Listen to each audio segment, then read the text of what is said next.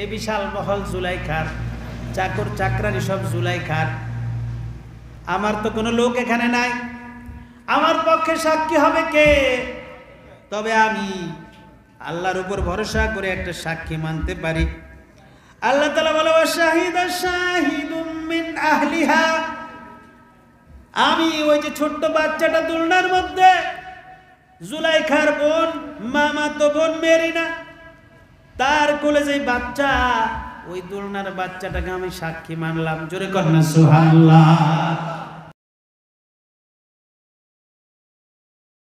আল্লাহ তাআলা বলছেন নাহনু নাকুসু আলাইকা আহসানাল কাসাসি বিমা আওহাইনা ইলাইকা হাদাল কুরআন। আল্লাহু আকবার। আল্লাহ বলেন নবী, আমি আপনার কাছে বর্ণনা করছি কিচ্ছা ঘটনা। আহসানাল কাসাস, এই পৃথিবীর সবচাইতে মজার ও চমকপ্রদ রহস্যপূর্ণ ঘটনা। সুবহানাল্লাহ। বিমা আওহাইনা ইলাইকা হাদাল কুরআন, এই কোরআনের ওহির মাধ্যমে এই ঘটনা দিতেছি। এটা জুলাইখা বিবির কোনো বানানো কিচ্ছা না, গুনাই বিবির কিচ্ছা না। আমি আহসানুল কাসাস, এই পৃথিবীর সবচেয়ে রহস্যময়, সবচেয়ে মজার, উত্তম ঘটনাটা আমি ওহির মাধ্যমে আপনাকে দিতেছি। সুবহানাল্লাহ, সুবহানাল্লাহ। খারাপ লাগতেছে? আপনারা একটু ধৈর্য ধারণ করে বসলে আমি কিছু সময় বলবো, আর যদি উঠে করেন মুনাজাত দেন। وَإِن كُنتَ مِن قَبْلِهِ لَمِنَ الْغَافِلِينَ, যদি ইতিপূর্বে আপনি ঘটনাটা জানতেন না, আমি ওহির মাধ্যমে পৃথিবীর সবচেয়ে চমকপ্রদ, রহস্যময়, সুন্দর কিস্সাটা আপনাকে বলতেছি। إِذْ قَالَ يُوسُفُ لِأَبِيهِ يَا أَبَتِ إِنِّي رَأَيْتُ أَحَدَ عَشَرَ كَوْكَبًا والشمس والقمر رأيتهم لي ساجدين। الله أكبر।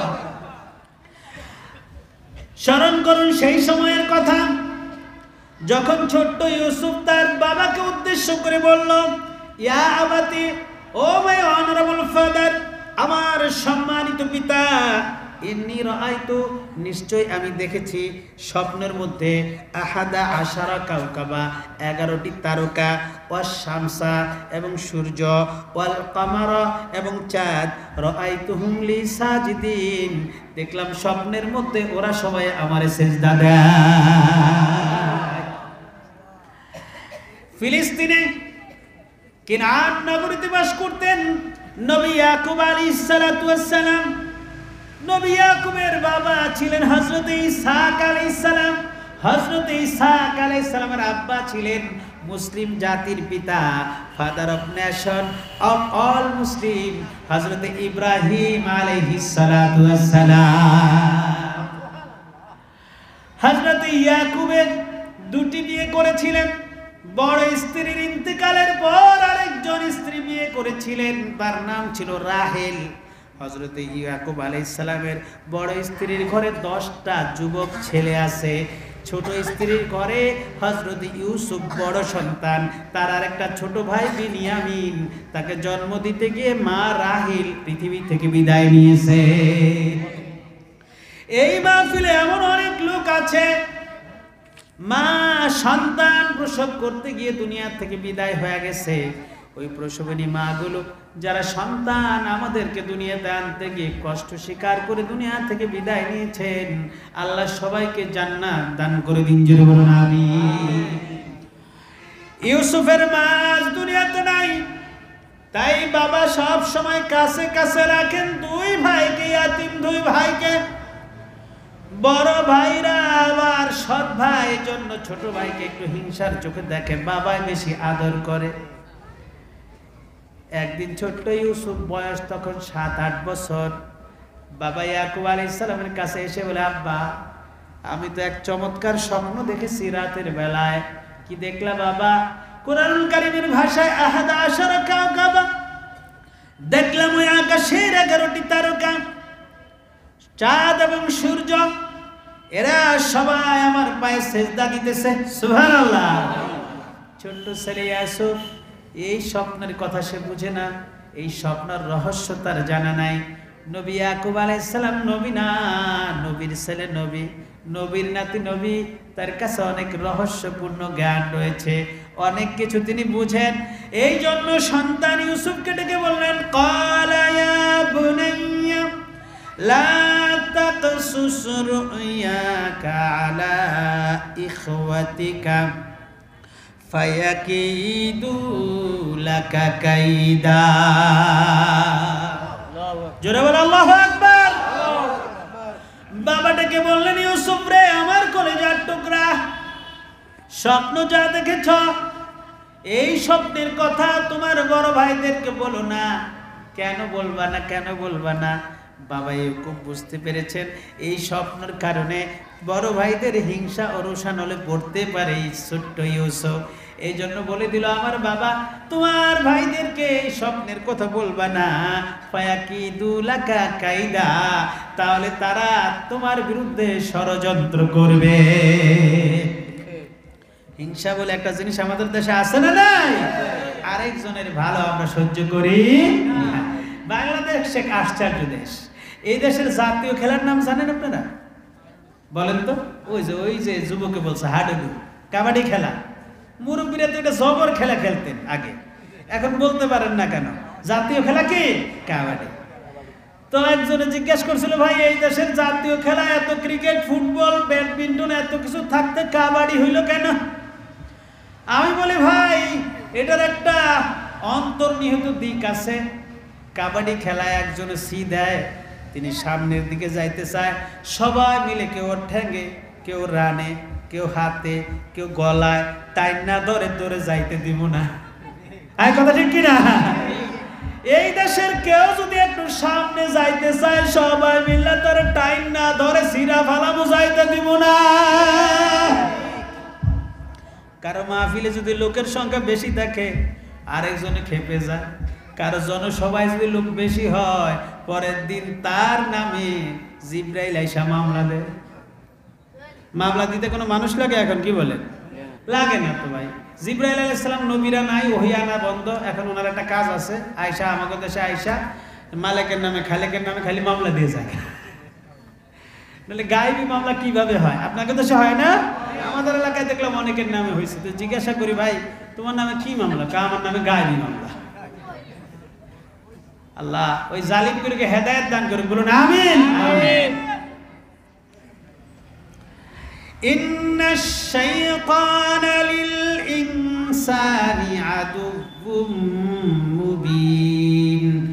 হযরত ইয়াকুব বললেন, বাবারে নিশ্চয়ই শয়তান মানুষের প্রকাশ্য শয়তান শত্রু, সে সব সময় কুমন্ত্রণা দিতে।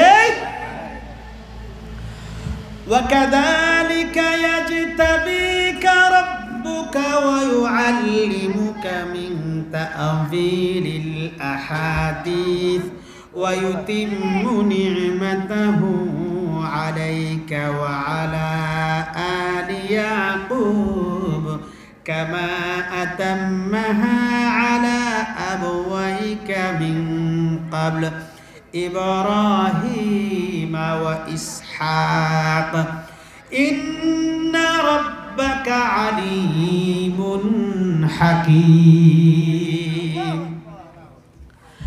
হযরত ইয়াকুব আলাইহিস সালাম সন্তানের স্বপ্ন শুনে তিনটা ভবিষ্যৎবাণী করলেন। বাবারে এই স্বপ্ন তুমি দেখেছো, যদিও এটার অর্থ তুমি বুঝো না। আমি নবী, আমি শুধু নবী না, আমার বাবা নবী, আমার দাদা নবী, মুসলিম জাতির পিতা ইব্রাহিম। তিন পুরুষের নবুয়তি যে প্রজ্ঞা আমার মাঝে আছে আমি বুঝতে পেরেছি। এক নম্বরে ওয়াকাযালিকা ইয়াজতাবিকা রাব্বুক, এক নাম্বার মন্তব্য করলাম যে এমনি যত সুন্দর স্বপ্ন দেখেছো তুমি, আল্লাহ তোমাকে নির্বাচন করবে তেমনি। সুবহানাল্লাহ। দুই নাম্বার হচ্ছে ওয়ায়ুআল্লিমুকা মিন তা'বিলিল আহাদিস, তুমি স্বপ্ন দিয়ে শুরু করেছো তোমার রহস্য, আল্লাহ এক সময় তোমাকে জটিল ও কঠিন কঠিন স্বপ্নগুলোর ব্যাখ্যা তোমাকে শিক্ষা দিবে। এটা হলো ওয়াইতিম্মা নি'মাতাহু আলাইক, আর আল্লাহ তোমার উপরে যেমনটি পরিপূর্ণ করেছিলেন তোমার পূর্বপুরুষ ইব্রাহিম ও ইসহাকের উপরে, অর্থাৎ আল্লাহ তোমাকে আগামী দিনে নবী হিসাবে পৃথিবীতে প্রেরণ করবেন। জোরে বলেন সুবহানাল্লাহ। বাবা বলে দিয়েছেন। বাবা বললেন সন্তানকে স্বপ্ন বলবা না, স্বপ্নের ব্যাপারে মন্তব্য করে দিলেন। কথা আছে দেয়ালেরও কান আছে। যখন ছোট্ট ইব্রাহিম যখন ইউসুফ কথা বলছিলেন, যখন তার বাবার সঙ্গে কথা বলছিলেন, যখন ইউসুফ তার বাবার সাথে, ওই সময় কান পেতেছিল তার মেজো ভাবি দেয়ালের সঙ্গে। বিশ্বের সবচেয়ে ভয়ঙ্কর নারী গোয়েন্দা, এই নারী গোয়েন্দা কান পেতে ওই জায়গায় শুনলো ইউসুফ আর তার বাবার কথা, স্বপ্নের কথা যেটা বলতে নিষেধ করেছিল ভাইদের কাছে। ভাইরা কাছে থেকে ফিরার সঙ্গে সঙ্গে ম্যাডাম বলে দিল, ও আমার স্বামী কোন ধান্দায় আছো? আজকে কিন্তু ইউসুফ এক জবরদস্ত স্বপ্ন দেখেছে। আমি পুরোপুরি শুনি নাই, তবে যতটুকু বুঝলাম স্বপ্ন দেখেছে 11টা তারকা আর চন্দ্র সূর্য সব তারে সেজদা করে। তোমার বাবাই বলছে তোমাদেরকে যেন না বলে। আমি এটার ব্যাখ্যা জানি না, তবে তোমরা ভাই হচ্ছ 10 আর তার ভাই 11। না জানি আগামী দিনের ক্ষমতা, জনপ্রিয়তা আবার ইউসুফ পায়া ফলায়। যা করার এখনই করো। স্বামীরা শোনার সঙ্গে সঙ্গে, ওরা তো নবীর ছেলে, ওদের কাছেও কিছু জ্ঞান আছে, শিক্ষা আছে। ওরা 10 জন 10 ভাই তাড়াতাড়ি বৈঠকে বসলো। 10 ভাই মিলে পরামর্শ শুরু করলো। ইউসুফকে আব্বা এমনি চোখের নজর থেকে বাইরে দেয় না। আজকে ইউসুফ নাকি কঠিন জবরদস্ত স্বপ্ন দেখেছে। যদিও আমরা এখনো জানি না, তবে ইউসুফের বিরুদ্ধে সিদ্ধান্ত নেওয়ার সময় এখনই। আল্লাহ রাব্বুল আলামিন কোরআনুল হাকিমে ভাইদের এই আলোচনার কথা বলল। ইদ ক্বালু লা ইউসুফু ওয়া আখুহু আহাব্বু ইলা আবিনা মিন্না ওয়া নাহনু উসবা। আল্লাহু আকবার। ভাইরা বসলো, বসে সিদ্ধান্ত করলো। কেউ বলল ইউসুফের ব্যাপারে সিদ্ধান্ত গ্রহণ করা জরুরি, তার একটা ব্যবস্থা করতে হবে, তার একটা হেস্তনেস্ত আজকে করতেই হবে। প্রিয় বন্ধুরা, কারো বিরুদ্ধে একটা সিদ্ধান্ত নিতে হলে তার একটা অপরাধ থাকতে তো হবে। এখন জিজ্ঞাসা করে তার অপরাধটা কি? ইউসুফের নামে কি ফিলিস্তিনের কোনো থানায় মামলা আছে নাকি? তিনি কি এই দেশের স্বাধীনতা যুদ্ধের সময় বিরোধিতা করেছিলেন নাকি ইউসুফ কারো বাড়িতে আগুন দিয়েছিলেন? নাকি এই দেশের কোনো নারীকে ধর্ষণ করেছিলেন ইউসুফ? বলে না, এগুলো কোনো অন্যায় তার নাই। তাহলে ইউসুফের বিরুদ্ধে আমরা ব্যবস্থা কেন নিব? এক ভাই আরেক ভাইকে প্রশ্ন করে। এক ভাই জবাব দেয়, আরে তার একটা বড় অপরাধ আছে, যদিও সে যুদ্ধ অপরাধী নয়, যদিও এই দেশের থানায় তার বিরুদ্ধে মামলা নেই, যদিও কারো বাড়িতে আগুন লাগানোর ঘটনা ঘটে নাই, যদিও কোনো মাদক ব্যবসা বা কেসুনোর সঙ্গে সে জড়িত নয়, তারপরে ইউসুফের বিরুদ্ধে একটা ব্যবস্থা নিতে হবে। তার একটা গুরুতর অন্যায় আছে। কি অন্যায়? ইদ ক্বালু লা ইউসুফু ওয়া আখুহু আহাব্বু ইলা আবিনা। তারা বলল তার বড় অপরাধ হচ্ছে আমাদের চাইতে আমরা জনসংখ্যায় ভারী হওয়া সত্ত্বেও, আমরা শক্তিশালী হওয়া সত্ত্বেও আমাদের বাবা ইয়াকুবের চোখে সে বেশি জনপ্রিয়। এই জনপ্রিয়তাই তার জন্য কাল, এই জন্য তার বিরুদ্ধে ব্যবস্থা নিতে হবে।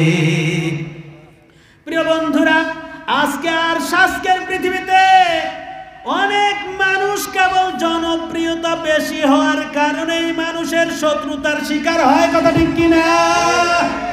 আর কোনো অপরাধ নাই, আর কোনো অন্যায় নাই। একটাই অন্যায়, তাকে মানুষ ভালোবাসে কেন? হযরত ইউসুফের বিরুদ্ধে তারা সিদ্ধান্ত নিল। কি পরামর্শ, কি সিদ্ধান্ত? আল্লাহ কুরআনুল কারীমে কোট করেছেন, উকতুলু ইউসুফা আবিতরাহুহু আরদান ইয়াখলু লাকুম ওয়াজহু আবিকুম ওয়া তাকুনু মিন বা'দিহি কওমান সালিহিন। আল্লাহু আকবার। তাদের একজন বলল, উকতুলু ইউসুফা, ইউসুফকে ডাইরেক্ট ক্রস ফায়ার দাও। ওই যুগে তলোয়ার দিয়ে মারতো, আর বর্তমান সময় পৃথিবীতে কি করে, হঠাৎ করে কারো মারলে কি করে, ক্রস ফায়ার দেয়। বর্তমান যুগের তর্জমা এটা। আপনি তাফসির করলে বা আগের দিনের তর্জমা দেখলে দেখবেন ইউসুফকে হত্যা করো, তো হত্যা ওই সময় তলোয়ার দিয়া করতো, জল্লাদ দিয়া করতো। এখনকার যুগে বিচার লাগে না, ফুট করে ক্রস ফায়ার দিয়ে দেয় অনেকে, আছে না নাই? তাকে ডাইরেক্ট ক্রস ফায়ার দাও। আর এক ভাইরা বলে, না না, ইউসুফকে ক্রস ফায়ার দিয়ে বাঁচতে পারবে না, কারণ এই দেশের এমন কোন জায়গা নাই, সংসদ থেকে এমন কোন অফিস নাই, চৌকিদার ভবন নাই, যেই জায়গায় ইউসুফদের কোন লোক নাই। সব জায়গায় ইউসুফদের লোক আছে, তাকে হত্যা করে টিকতে পারবে না, সুতরাং হত্যার সিদ্ধান্ত বাতিল কর। 2 নাম্বার, আবিতরাহুহু আরদান ইয়াখলু লাকুম ওয়াজহু আবিকুম, আবিতরাহুহু, অথবা তাকে ফেলে দাও আরদান, দূরের কোন ভূমিতে, মানে গুম করে ফেলো। মাঝে মাঝে শুনবেন এই দেশ থেকে হারায় গেছে সেরাগালি নেতা, পাওয়া গেছে ইন্ডিয়ার অমুক বর্ডারে, শুনেন না আপনারা? আরেক দেশে নিয়ে ফেলে দাও। এই ইউসুফের ভাইরা ষড়যন্ত্র করেছে ইউসুফকে গুম করে ফেল। আরেক ভাইরা বলল, আরে গুম করলে লাভ নাই, সেই দেশে যাবে ওই দেশের লোকেরা তার ভক্ত হবে, বিদেশি শক্তি নিয়ে পরে আমাদেরকে ধরবে। আল্লাহু আকবার।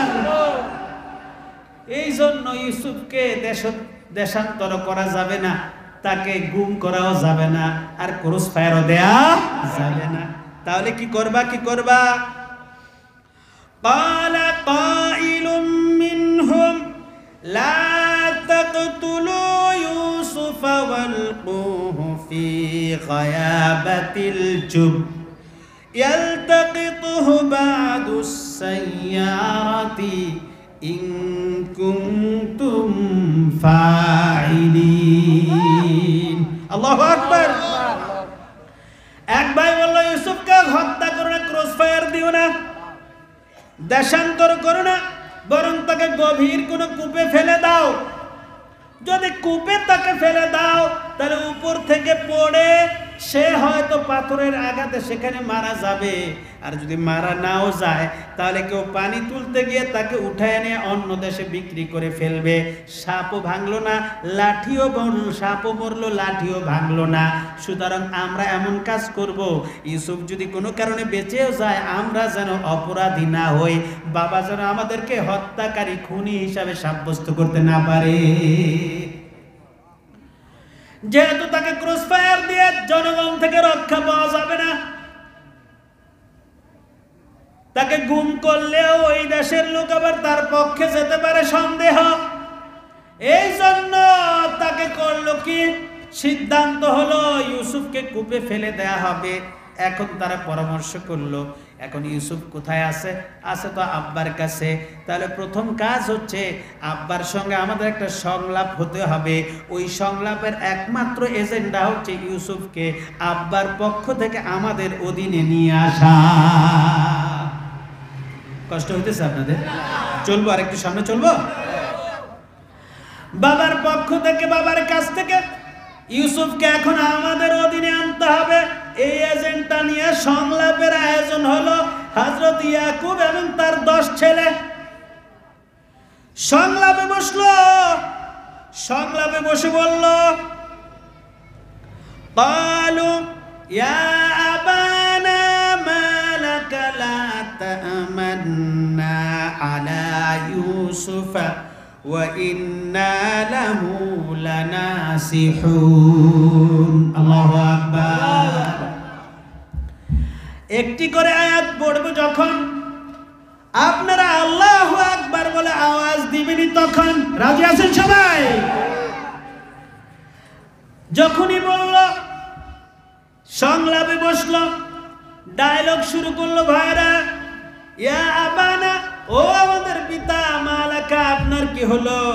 লা তামান্না আলা ইউসুফা, আপনি ইউসুফের ব্যাপারে আমাদেরকে নিরাপদ মনে করেন না। যদিও আপনার পূর্ব অভিজ্ঞতা আমাদের ব্যাপারে একটু তিক্ত, আপনি কেন হচ্ছেন ইউসুফের ব্যাপারে আমাদের প্রতি এত বিরক্ত? ও বাবা, আমরা তো আসলে ইউসুফের কল্যাণ ছাড়া আর কিছু চাই না। আমরা তো ইউসুফের কল্যাণ চাই। ওদিকে তারা আগেই ষড়যন্ত্র করেছে, ইউসুফকে শেষ করতে হবে। তার অন্যায় একটাই, সে বেশি জনপ্রিয়। ইউসুফকে ইয়াখলু লাকুম ওয়াজহু আবিকুম, ইউসুফকে দেশ থেকে তাড়াইতে পারলে দেশটা আমাদের হয়ে যাবে। তাহলে আমরা সারা জীবন ক্ষমতায় থেকে রডের পরিবর্তে বাঁশ দিতেই থাকবো। ইউসুফদেরকে আগে তাড়াও। এখন ইউসুফের বাবার কাছে ডায়লগ দেয়, আব্বা হবেন না বিরক্ত? ইউসুফের ব্যাপারে যদিও আপনারা আমাদের ব্যাপারে অভিজ্ঞতা একটু তিক্ত, আমরা কিন্তু ইউসুফকে বড় ভালোবাসি। কি বলে, আরো ভালোবাসে তো তারা? হ্যাঁ, আরসিলহু মা'ানা, আপনি তাদেরকে গদান, আগামীকাল, আরসিলহু, তাকে পাঠান, মা'ানা, আমাদের সঙ্গে, ইয়ারতা, সে ফল কুড়াবে, ওয়ায়ালআব, এবং খেলবে, ওয়া ইন্না লাহু লাহাফিজুন, আর আমরা 10 ভাই তার হেফাজতের দায়িত্বে নিয়োজিত থাকব। হেফাজত, কি সুন্দর হেফাজতের নিয়তে ওরা দাঁড়িয়ে থাকে। দেখেন না, সাপ যাচ্ছিল, মাছও যাচ্ছিল, মাছটা তড়ে উঠে আসছিল, তার জীবন বাঁচানোর জন্য সাপ গিলে ফেলল। কি বলেন, সাপে উপকার করেছে না মাছের? তুই এত তাড়াতাড়ি কষ্ট করে মরবি কেন, আমি তাড়াতাড়ি মেরে দিতে। এই ধরনের উপকারী বন্ধুরা আছে না নাই? আজকের পৃথিবীতে এমন অনেক মানুষ রয়েছে যারা জনগণকে মন ভুলানো বক্তব্য দেয়। আমরা জনগণের সকল সুযোগ সুবিধা নিশ্চিত করব, তাদেরকে আমরা শান্তিতে রাখবো, তাদের ঘরে খাদ্য পৌঁছে দিব, কিন্তু আমরা দেখতে পাই চাঁদা দিতে দিতে মানুষ হয়রান। قال إني ليحزنني أن تذهبوا به وأخاف أن يأكله الذئب وأنتم عنه غافلون। হযরত ইয়াকুব আলাইহিস সালাম তাদের সঙ্গে বসে সংলাপের মধ্যে প্রস্তাব শুনে বললেন, আমি এই জন্য চিন্তিত বাবা, তোমরা আমার ছেলেটাকে নিয়ে যাবে, এরপরে তোমরা তাকে রেখে খেলাধুলা করতে যাবে, এই ফাঁকে তাকে বাঘে খেয়ে ফেলবে। বাবা তো বুঝতে পারেন সন্তান কি চায়, কিন্তু তিনি নবী, অভদ্র কথা বলতে পারেন না, সন্তানদেরকে উস্কে দিতে পারেন না। এই জন্য সুন্দরভাবে বুঝালেন, বাবারে তোমরা যে ইউসুফকে নিতে চাও, আমি ভয় করি তুমি তাকে নিয়ে যাবে, তোমরা বেখবর থাকবে, এই সময় বাঘ এসে তাকে খেয়ে ফেলবে। তাফসিরে মাযহারিতে কাজী সানাউল্লাহ বারিপতি রাহমাতুল্লাহ আলাইহি রিওয়ায়াত বর্ণনা করেছেন, হযরত ইয়াকুব বাঘের কথা কেন বললেন? তিনি বলেন, ইয়াকুব আলাইহিস সালাম আগের রাতে ঘুমের মধ্যে স্বপ্ন দেখলেন ইউসুফকে বাঘে ধরেছে। এই জন্য তিনি বুঝতে পারলেন ইউসুফের বিরুদ্ধে 10টা বাঘ তাকে ঘেরাও করে ধরেছে, একটা বাঘ তাকে রক্ষা করছে, স্বপ্ন দেখলাম। তাহলে ইউসুফের 10 বাঘ মানে একজন নবী হিসাবে তিনি বুঝলেন তার 10 ভাই হবে। সাথে সাথে তিনি এটাও বুঝতে পারলেন 10 বাঘ, এর মধ্যে একটা বাঘ বাকি 9টা থেকে ইউসুফকে রক্ষা করেছে। আমার ইউসুফের আক্রমণ হলেও ইউসুফকে রক্ষা করার ব্যবস্থা করবেন কে? সে আল্লাহ আছে না? কথা বলুন না কেন? আজকের পৃথিবীর ইউসুফদের উপরে যারা অত্যাচার, নিপীড়ন, নির্যাতন চালাচ্ছে, তাদেরকে রক্ষা করার জন্য সেই মালিক আছে না? না ভয় নাই ইউসুফেরা, ভয় নাই ইউসুফ আলাইহিস সালামের অনুসারীরা। ইমানের পথে অবিচল থাকলে আরশ আজিমের মালিক আমাদের পক্ষে আছে।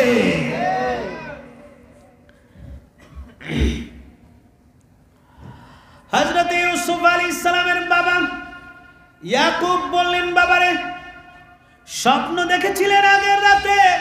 মাঝহারি বলেন 10টা বাঘ ইউসুফকে ঘেরাও করেছে, একটা বাঘ তাকে সে রক্ষা করেছে কোনো মতে। এটা দেখে ইয়াকুবের মনে শঙ্কা জেগেছে। ভাইদের এই প্রস্তাব সকালবেলায় শুনে তিনি ওই মনের কথাটা বললেন, মনে হয় তাকে বাঘে খেয়ে ফেলবে। তাফসিরে মাঝহারি এই ঘটনার পরে আরো চমকপ্রদ একটা ঘটনা বর্ণনা করেছে।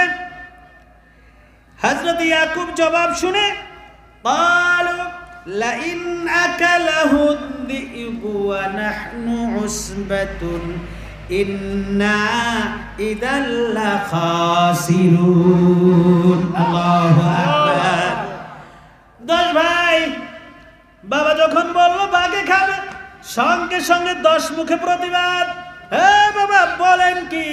লাইন আকালাহু যিবু, যদি তারে বাঘে খায়, ও নাহনু উসবা, অথচ আমরা শক্তিশালী 10 ভাইয়ের 20 হাত আছে, আমরা 10 জন পাহারাদার থাকতে যদি আমাদের ভাইকে বাঘে খায়, ইন্না ইজাল্লা খাসিরুন, তাহলে তো আমাদের কোনো দাম নাই, আমরা তো ক্ষতিগ্রস্ত। বাবা আপনি কি আমাদের বিশ্বাস করেন না?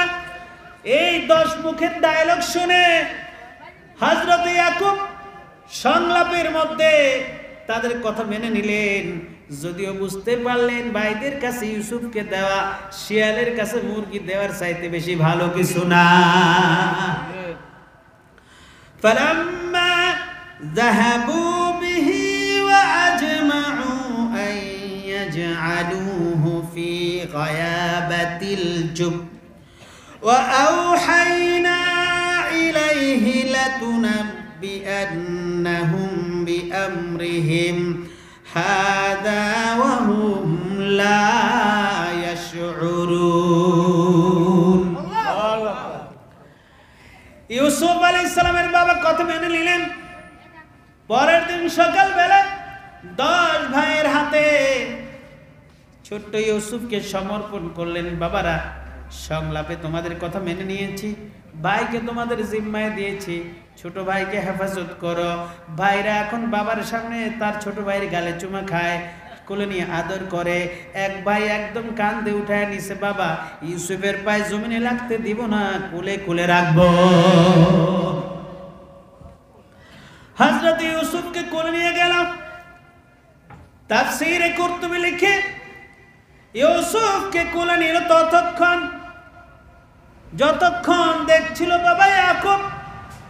বাবার চোখের আড়াল হলো যখন, সঙ্গে সঙ্গে বড় ভাই কান থেকে আছাড় দিয়ে ফেললো জমিনে। তখন বাবা ইয়াকুবের নজর যে পর্যন্ত ছিল, আদর ততক্ষণ ছিল। বাবা ইউসুফের নজর গায়েব হলো যখন, ইউসুফকে কান্দে থেকে ফেলে দিল, তখন নিচে ফেলে এলো পাথারি কিল ঘুষি মারা শুরু করে দিল। ছোট্ট ইউসুফ অবাক হলো, তার বুঝতে বাকি রইল না। একদিকে সংলাপের নামে বাবা জাতির সঙ্গে প্রহসন, আর আমাকে হত্যা পরিকল্পনা। বাবার সঙ্গে সংলাপটা জাতির সঙ্গে প্রহসন ছাড়া, ধোঁকাবাজি ছাড়া কিছুই ছিল না। বুঝতে পারলো ইউসুফ আমাকে আর বাঁচতে দিবে না। ইউসুফের এক ভাই ইউসুফের বুকের উপর পা দিয়ে ধরলো, জাতা দিয়ে। ছোট্ট ইউসুফ, সুন্দর চেহারার ইউসুফ ডাক দিল, ভাই রে, আমি ছোট্ট ছিলাম যখন বাড়ির রাস্তা ভুলে জঙ্গলের পথে হেঁটেছিলাম, তখন বন্য একটা হাতি দৌড়ে এসে পাড়া দিয়েছিল আমার বুকের মাঝে। যখন আমার চেহারাটি দেখে আর সঙ্গে সঙ্গে হাতি তার পাটা তৎক্ষণাৎ সরিয়ে নিয়ে সুর দিয়ে পেঁচিয়ে আমাকে আমার বাড়ির দরজায় রেখে গিয়েছিল। তখন ও আমার 10 ভাই, তোমরা না আমার আপন ভাই, বন্য হাতি আমার চেহারা দেখে দয়া করে তোমাদের কলিজায় কি দয়া নাই? আমাকে কেন মারছ? আমার কি অপরাধ?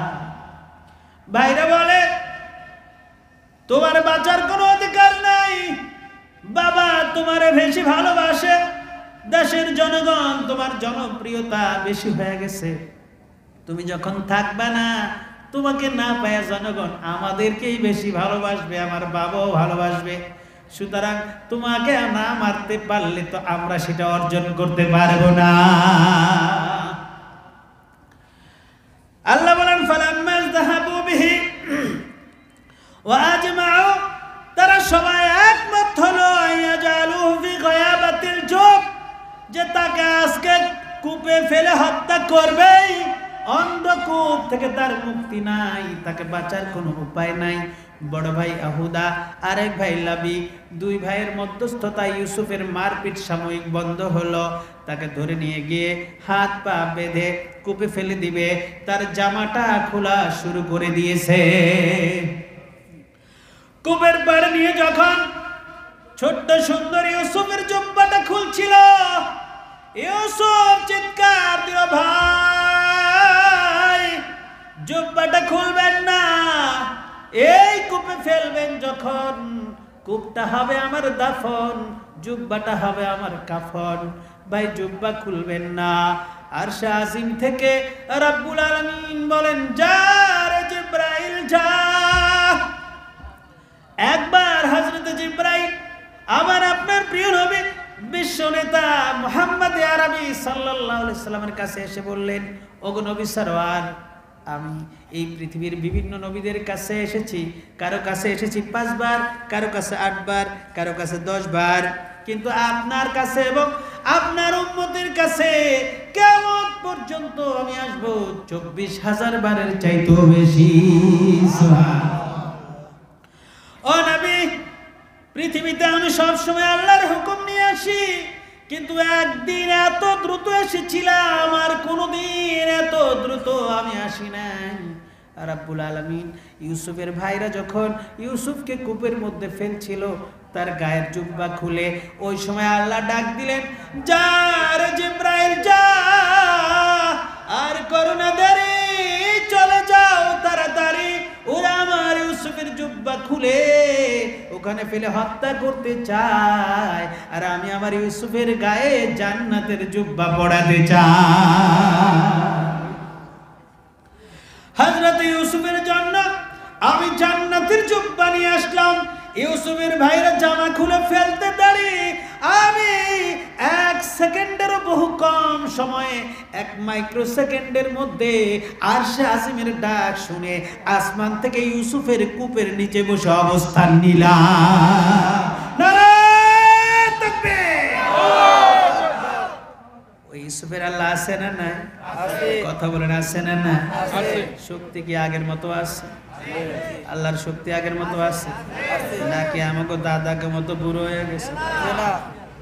বাপসাবে তো মনে হয় যে আল্লাহ নাই, কি করে পুরা পৃথিবীর জালিমেরা। নরেন্দ্র মোদী কাশ্মীরে লকডাউন দিয়েছিল, পৃথিবীতে লকডাউন আসার আগে। কাশ্মীরের মুসলমানদের অপরাধ, তারা লা ইলাহা ইল্লাল্লাহু মুহাম্মাদুর রাসূলুল্লাহ পড়ে, এই জন্য সেই দেশে লকডাউন দিয়ে তাদের উপর নির্যাতন শুরু করেছিল। 4 মাস কাশ্মীরের জনগণ লকডাউনে ছিল, পৃথিবীর কোন নেতা নেত্রীরা তাদের খবর নিল না। নারীদের উপর নির্যাতন হলো, বোনদেরকে ভারতীয় সৈন্যরা প্রতিদিন ঘরে ঢুকে নির্যাতন করলো যে ওদের গর্ভে আমাদের জারজ সন্তান জন্ম দিতে হবে। নাউজুবিল্লাহ।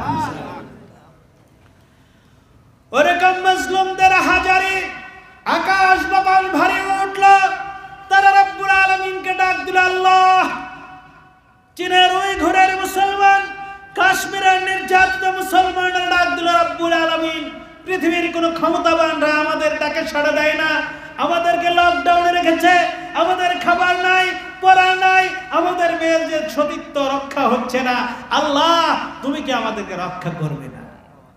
রব্বুল আলামিনের আরশ আজিম কেঁপে উঠল, আর এই পৃথিবীর জালিমদেরকে শায়েস্তা করার জন্য করুণা নামক এক ছোট্ট সৈন্যকে পাঠায় দিল।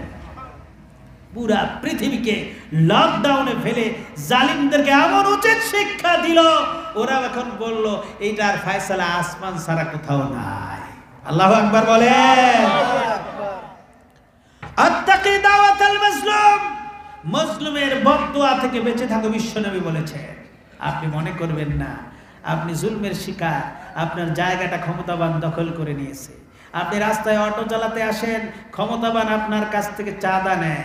গরুর গোস্তের ব্যবসায়ীরা বলল চাঁদা বন্ধ করেন, গোস্ত খাওয়াবো 300 টাকায়, আমাদেরকে গালি দেন কেন? ট্রাকে চাঁদা দিতে দিতে গরুর দামের থেকে বেশি পড়ে। এটা কি ভারতের কথা বললাম? কথা বলেন।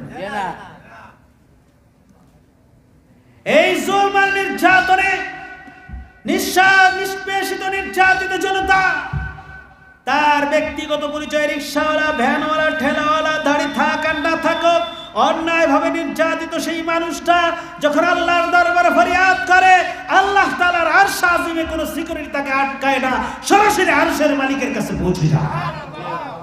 বাঁচার কোনো উপায় নাই। মাজলুমের দোয়া আল্লাহ ফিরায় দেয় না। এই করুণা পাঠাইছে জালিমদেরকে হুঁশিয়ার করার জন্য। ও জালিমেরা, এখন তো মুখ ঢাইকা বসে রয়েছে, এখন ভ্যাকসিন দেওয়া শুরু করছে। করোনার ভ্যাকসিন বানাইতেছে ওরা। ভ্যাকসিন বানাইলো ফাইজার কোম্পানি।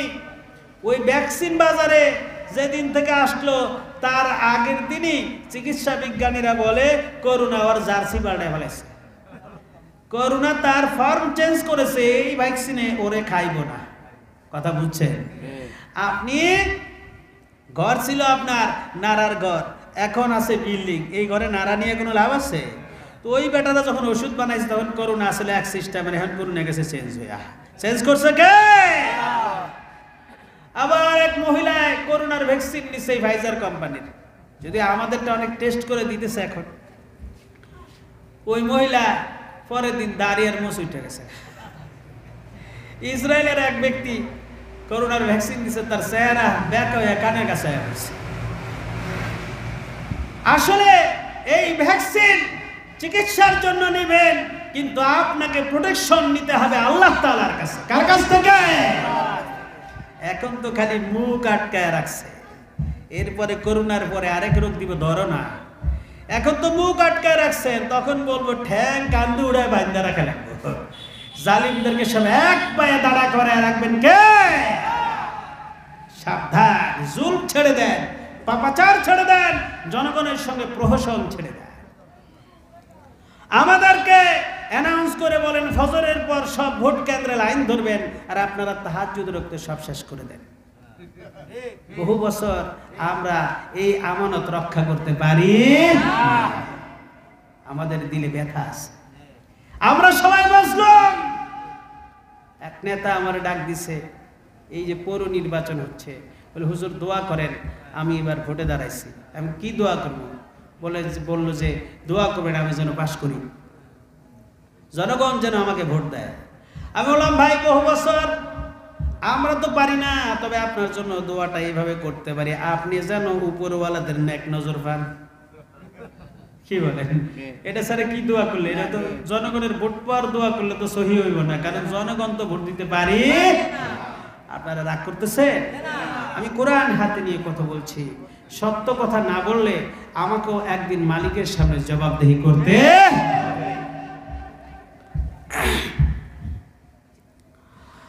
হযরতে ইউসুফকে ভাইরা জামা খুলে কূপে ফেলে দিল। কূপে ফেলে দিল। ওইদিকে রব্বুল আলামিন কুদরতি প্রোটেকশন রেখে দিলেন। আসমানের পক্ষ থেকে জিব্রাইল এসে আগেই কূপের মধ্যে অবস্থান নিয়েছে। জোরে বলেন আল্লাহু আকবার। বাইরে কূপে ফেলালো যখন, নিচে থেকে ক্যাচ ধরলেন জিব্রাইল, তখন সুবহানাল্লাহ। ওরা মনে করলো পাথরের মধ্যে পড়ে ইউসুফ শেষ। ওদিকে জান্নাতি জুব্বা পড়ায়া হযরতে জিব্রাইল ইউসুফকে সাজালেন বেশ। হযরতে ইউসুফকে জান্নাতের পোশাক পরিয়ে দিলেন। ইউসুফ মনে করেছিল আমি শেষ হয়ে যাচ্ছি, কিন্তু দেখলো আমি একটা মখমলের বিছানার মতো আরামদায়ক কোলে আছি। জিব্রাইল ডেকে বললেন, ছোট্ট ইউসুফ, তোমার চেহারাকে রক্তাক্ত করেছে ওরা মেরে, তোমার নাক ফেটে রক্ত বের হচ্ছে। পৃথিবীর সকল সৌন্দর্য দিয়ে আল্লাহ তোমাকে সাজিয়েছেন, ভাইরা হিংসা করলো, তোমার জনপ্রিয়তাকে তোমাকে মারলো, হত্যা পরিকল্পনা করে তোমাকে কূপে ফেলেছে। আমি আল্লাহর হুকুমে জিব্রাইল তোমাকে রক্ষা করতে এসেছি। তবে আমি তোমাকে একটা কথা বলি, শুনো, আগামী দিনের কথা আগামী দিনে হবে, তুমি চিন্তিত হয়ো না। জালিমরা তোমার উপরে জুলুম করেছে, তুমি মাজলুম। তবে তোমাকে একটা কথা বলি, আমার অতীত অভিজ্ঞতা থেকে, পৃথিবীর আবহাওয়া সব সময় জালিমদের পক্ষে থাকে না। কখনো কখনো আবহাওয়া বাতাস মাজলুমের পক্ষে ঘুরে যায়। এই পৃথিবীর বাতাস যখন মাজলুমের পক্ষে ঘুরে যায়, তখন ক্ষুধাদ্রোহী নমরুদ, ইব্রাহিম বিরোধী নমরুদ জুতা পিটা খায়া দুনিয়া থেকে বিদায় নেয়। যখন বাতাস মাজলুমের পক্ষে ঘুরে মুসার পক্ষে চলে আসে, তখন ফেরাউন পানিতে ডুবে মরা ছাড়া উপায় থাকে না। তাই মাজলুমেরা ভয় করো না, জালিমদের পক্ষে বাতাস সব সময় থাকে।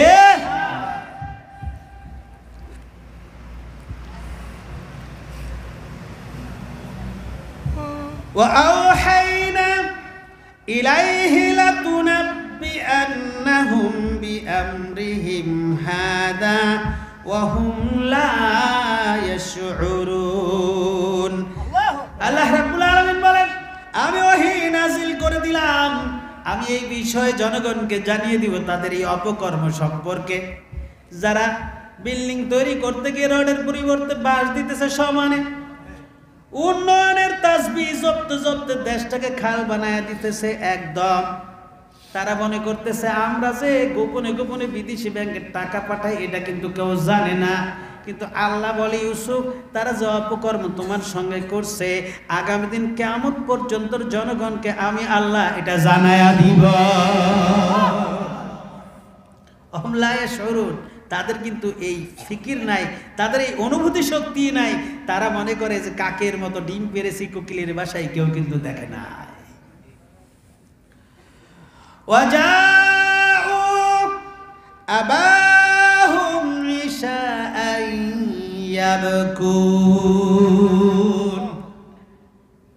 যখন সন্ধ্যা হলো, ইউসুফকে হত্যা করে এসেছে। এরা সময় সন্ধ্যাবেলা বাবার সামনে কাঁদতে কাঁদতে হাজির হলো। বাবার সামনে কাঁদতে কাঁদতে হাজির হয়েছে। ক্বালু ইয়া আবানা ইন্না যাহাবনা নাস্তাবিকু, ও আমাদের বাবা, আমরা 10 ভাই মিলে দৌড়ের প্রতিযোগিতা দিয়েছিলাম।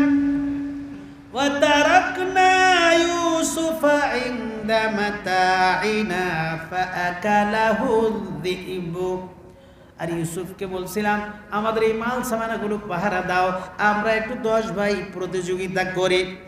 এই অবসরে বাঘ এসে তাকে খেয়ে ফেলেছে। নাউজুবিল্লাহ বলেন।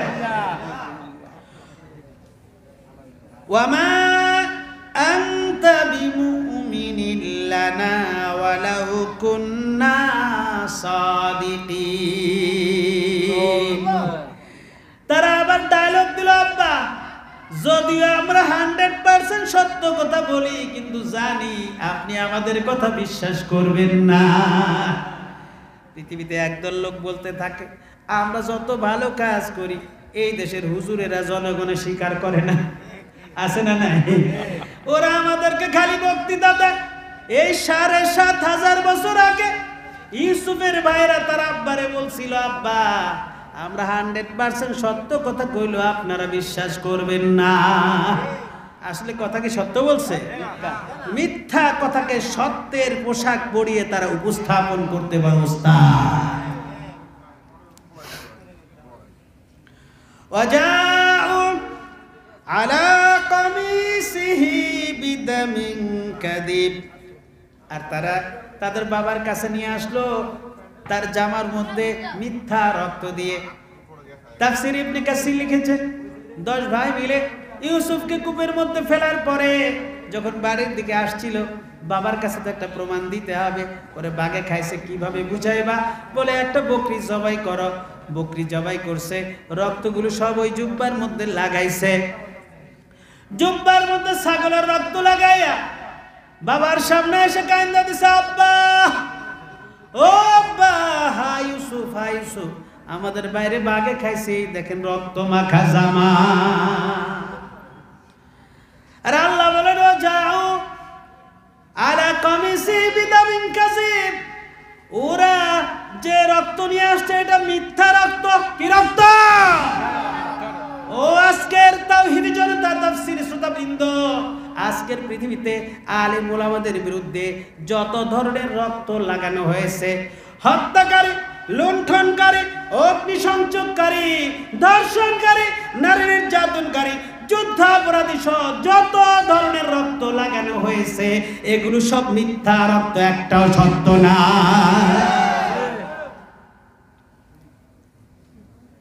এই পৃথিবীতে আলেমদের চাইতে সুনাগরিক আর কেউ না। আপনাদের বাড়ির পাশে অনেক ইমাম আছে, এই মাদ্রাসার মুহতামিম মাওলানা মেহেদী সাহেব, আপনারা তাকে ভালোবাসেন না? আচ্ছা, উনি কয়টা ডাকাতি করেছে এই এলাকায় বলেন তো? করেছে? আপনাদের পাশের ইমাম সাহেব আপনাদের এলাকায় একটা চুরিতেও ধরা পড়েছে? কিন্তু গোটা পৃথিবীর মানুষ, গোটা পৃথিবীর খোদাদ্রোহী শক্তিরা আলেম ওলামাদের বিরুদ্ধে একমত। কথা ঠিক কিনা? হযরত ইউসুফের ভাইরা ইউসুফের বিরুদ্ধে ষড়যন্ত্র করেছিল, যেই কারণে আজকের পৃথিবীতে আলেমদের জেল জুলুম জরিমানা, তাওহীদি জনতার জেল জুলুম জরিমানা ঠিক একই কারণে, কোনো সত্য কারণে না, এগুলো সব মিথ্যা রক্ত।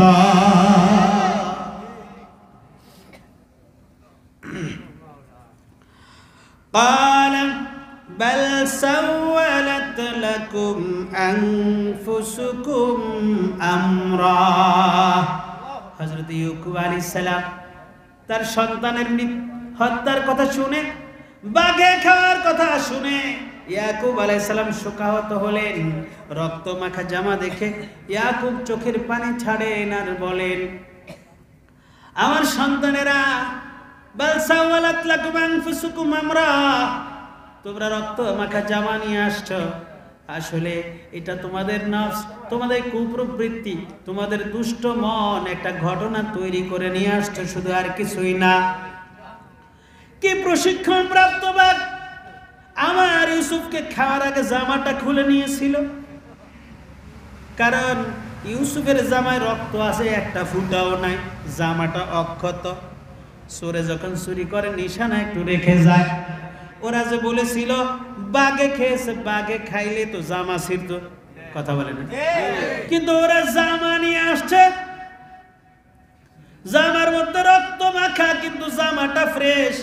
ইয়াকুব আলাইহিস সালাম বললেন, বাল সাওয়ালাত লাকুম আনফুসুকুম আমরা, মিথ্যা রক্ত, তোমাদের নফস তোমাদের জন্য একটা খারাপ জিনিস তৈরি করেছে, বাতিল কথা দিয়ে তোমরা আমার কাছ থেকে ভালোবাসা পেতে চাও, আর কিছু না।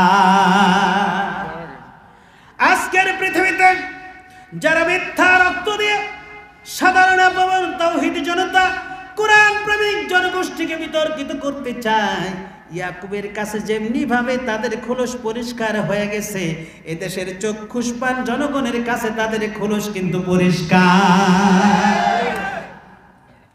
শাক দিয়ে মাছ আর বেশি দূর ঢাকা যাবে? ফাসাবরুন জামিল। ইয়াকুব আলাইহিস সালাম একটা বক্তব্য দিলেন, তোমরাও সন্তান, যারে বাঘে খাইছে সেও সন্তান। ফাসাবরুন জামিল, আমার এখন উত্তম সুন্দর ধৈর্য ছাড়া আর কোনো উপায় না।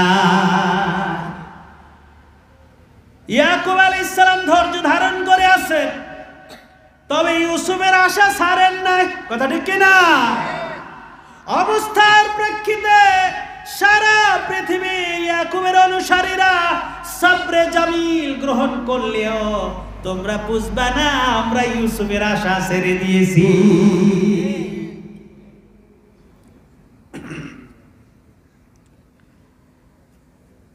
আল্লাহুল মুস্তাআনু আলা মা তাসিফুন। তোমরা যে বক্তব্য দিলে এই বিষয়ে আমাকে একমাত্র আল্লাহই সাহায্য করতে পারবে। ওয়াজাআত সাইয়ারাতুন فأرسلوا واردهم فأدلى دلوه ভাইরা পরামর্শ করলো ইউসুফকে কূপে ফেলেছি, মৃত না জীবিত না বুঝে পাহারা উঠানো যাবে না, এই জন্য পাহারা দেওয়ার জন্য ওই জায়গায় রেখে দিল দুই ভাইকে। দুই ভাই যায়, দুই ভাই আসে, পালাক্রমে পাহারা চলছে দূরে বসে বসে। এই সময় সিরিয়া থেকে মিশরগামী একটা ব্যবসায়ী দল আসলো। ওই কাফেলা প্রধানের নাম মালিক। মালিকরা যখন আসলো, ওই পর্যন্ত আসলো, যখন পানির পিপাসা লাগলো তাদের, তখন তারা বলল তাদের একজনকে পাঠাও পানি নিয়ে আসতে, মিষ্টি পানি পান করব আমরা। পানি আনার জন্য وجاءت سيارة فأرسلوا واردهم فأدلى دلوه একটা কাফেলা আসলো ব্যবসায়ী দল। ফারসালু তারা পাঠালো ওয়ারিদাহুম তাদের পানি উত্তোলনকারীকে, ফাআদলা দালবাহু ওই কূপের মধ্যে তারা বালতি ফেললো। আজকের মাহফিলে দাড়ি পাকা অনেক মুরব্বী আছেন, আমাদের সময়ের যুবকরা চিনবে না। টিউবওয়েল আসার আগে কুয়ার থেকে পানি খাইছেন কিনা আপনারা? টিউবওয়েল আসার আগে কুয়ার থেকে পানি খান নাই কেউ? কে কে খাইছেন একটু হাত তুলেন দেখি। আল্লাহু আকবার। আলহামদুলিল্লাহ। আমার ডানে বামেও আছে। ওই কুয়ার থেকে পানি উঠানোর লেগে বালতি ব্যবহার করতো না, বালতি ডিব্বা। তো ওরা পানি খাইতো, মুরব্বীর মানুষ তো কুয়ার থেকে উঠায়। তো পিপাসা লাগছে, তারা মালিক, ওই কাফিলার সর্দার মালিক বললেন যাও তুমি পানি নিয়ে আসো। তো পানি আনতে গেছে, পানি আনতে বালতি ফেলছে। ফাআদলা দালওয়া বালতি যখন ফালাইলো, হযরত জিবরাইল ইউসুফকে উঠে বালতিতে বসায়া দিলেন। সুবহানাল্লাহ। এখন পানি উঠায় যারা, তারা তো অবাক, এক বালতি পানি কি কয়েক মন বার হয় নাকি?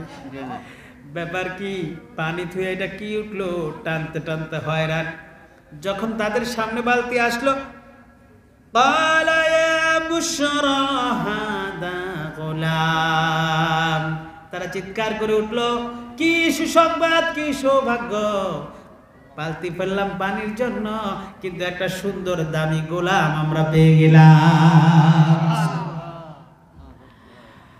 আম্মাজান হযরত আয়েশার সঙ্গে কথা বলতে গিয়ে নবীজি বলেন, মিরাজ রজনীতে আমার সঙ্গে সাক্ষাৎ হয়েছিল আমার ভাই হযরত ইউসুফের সঙ্গে। আমার মনে হলো গোটা পৃথিবীর অর্ধেকটা সৌন্দর্য আল্লাহ ইউসুফকে দিয়েছে। কিছু কিছু মুফাসসির বর্ণনা করেছেন গোটা পৃথিবীর 3 ভাগ সৌন্দর্যের 2 ভাগ, 4 ভাগ সৌন্দর্যের 3 ভাগ একা ইউসুফকে দেওয়া হয়েছে। সুবহানাল্লাহ। এত সুন্দর ছোট্ট বালককে দেখে তারা অনেক আনন্দিত হলো। তাদের আনন্দের 2টা কারণ, একটা আনন্দ সৌন্দর্য দেখে, আর একটা আনন্দ হচ্ছে ওই যুগের মানুষ বেচা কিনা করত। আপনি যদি কূপের মধ্যে পানি উঠার লাগে বালতি ফেলান, আর সাথে যদি একটা বড় গরু উঠে, আপনি খুশি না বেজা? জাল পালাইছেন আপনি তো সুকুনি মাছ ধরার লাগা, উঠছে তো রুই মাছ, আপনি খুশি না বেজা? চিৎকার দিবেন, বাপরে বাপ, পাইছি কত বড় মাছ। ওরা তো ফালাইছিল পানির জন্য, কিন্তু উঠছে গোলাম। ওরা চিন্তা করলো ওই যুগে তো গরু ছাগলের মতো বাজারে মানুষের বাজার ছিল, গোলাম বিক্রি হইতো। গোলাম বুঝেন তো? আরে গোলাম এখন না থাকলেও গালিটা আছে আমাকে, ম্যাডামেরা মাঝে মাঝে কয় এই গোলামের ঘরে শান্তি পাইলাম না, আছে না? আবার গালি দেয় গোলামের ফুট গোলাম। তো এই গোলাম তো আসলে মানুষ যাকে কিনে আনতো তার নাম ছিল গোলাম, যার কাছ থেকে যিনি কিনে আনতো তিনি হচ্ছেন মালিক। তো গোলামের বাজার ছিল, এই জন্য এই কাফেলার লোকেরা ব্যবসায়ীরা খুশি হলো, পানির জন্য ফেললাম, গোলাম উঠলো, এটা বেচে অনেক টাকা পাবো। ওয়া আসরু বিদাতান ওয়াল্লাহু আলিমুম বিমা ইয়ামালুন।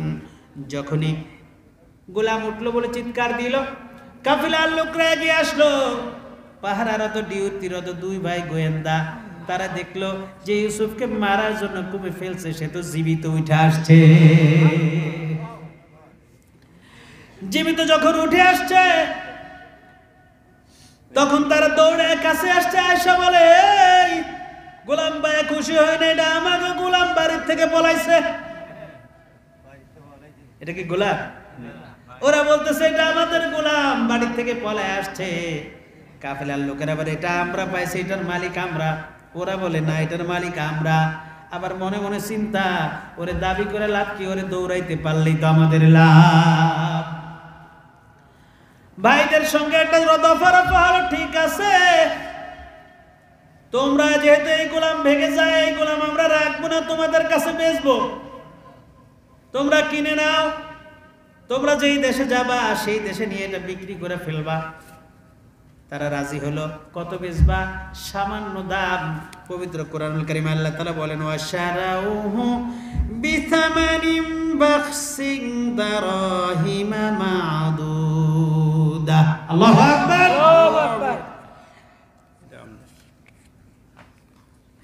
তারা ওয়াশারাউহু, আর তারা ইউসুফকে বিক্রি করে দিল।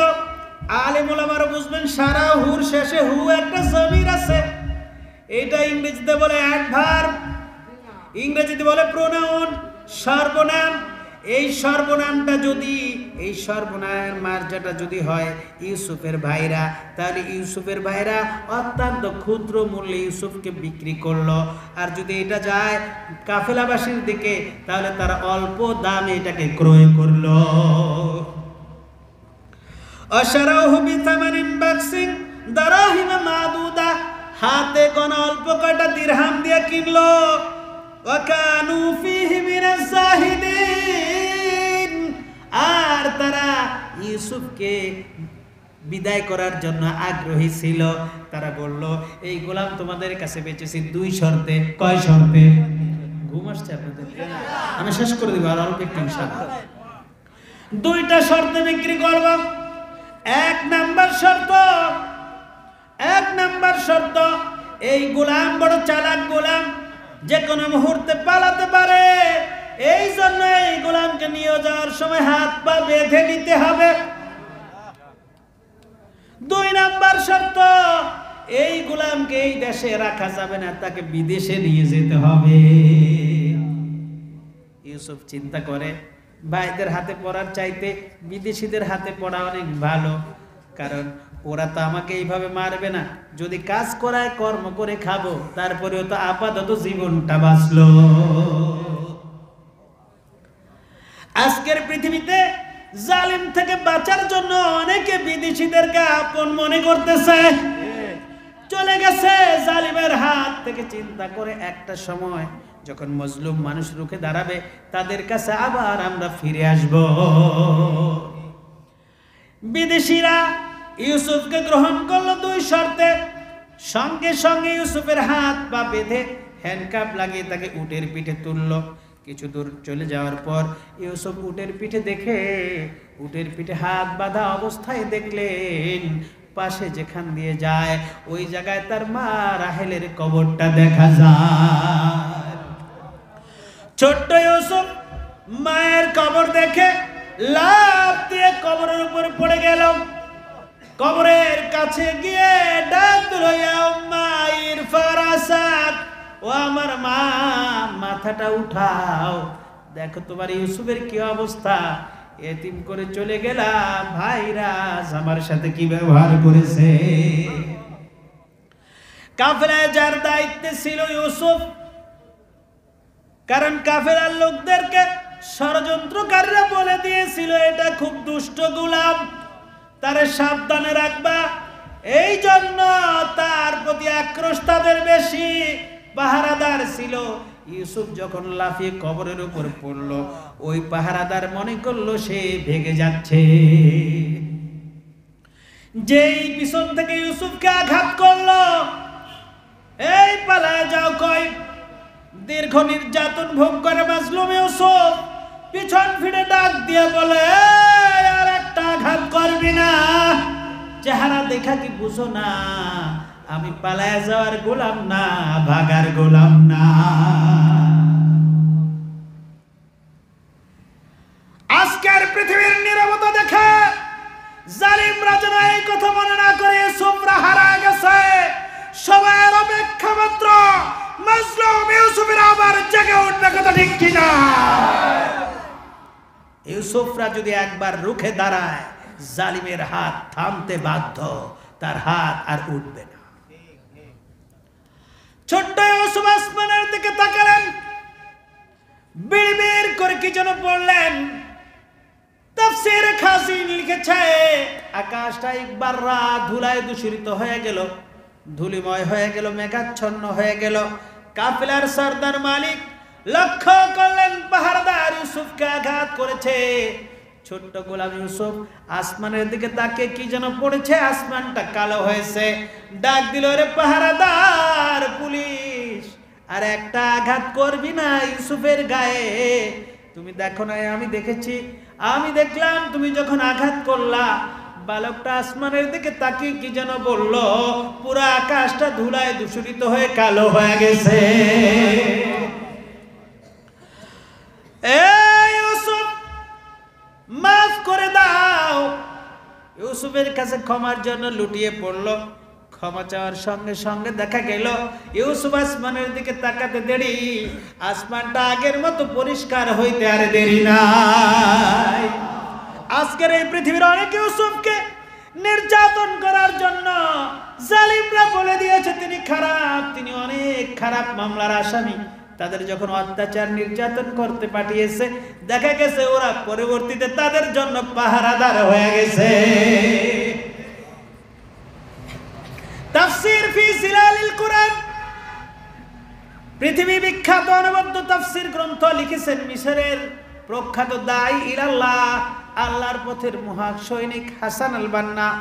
তিনি যখন এটা লেখেন, সাইয়্যিদ কুতুব রাহমাতুল্লাহ আলাইহি, সাইয়্যিদ কুতুব রাহমাতুল্লাহ আলাইহি এই তাফসীর লেখার অপরাধে ওই দেশের জালিম শাসক তার জন্য ফাঁসির অর্ডার করেছে।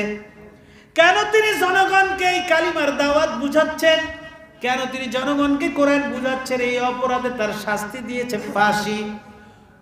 তাকে নির্যাতন করার জন্য তার ছেলে পাঠিয়েছে তারা ব্লাড হাউন্ড প্রশিক্ষিত কুকুর, যেগুলো মানুষের গন্ধ পেলে ছিঁড়ে ফেরে খায়।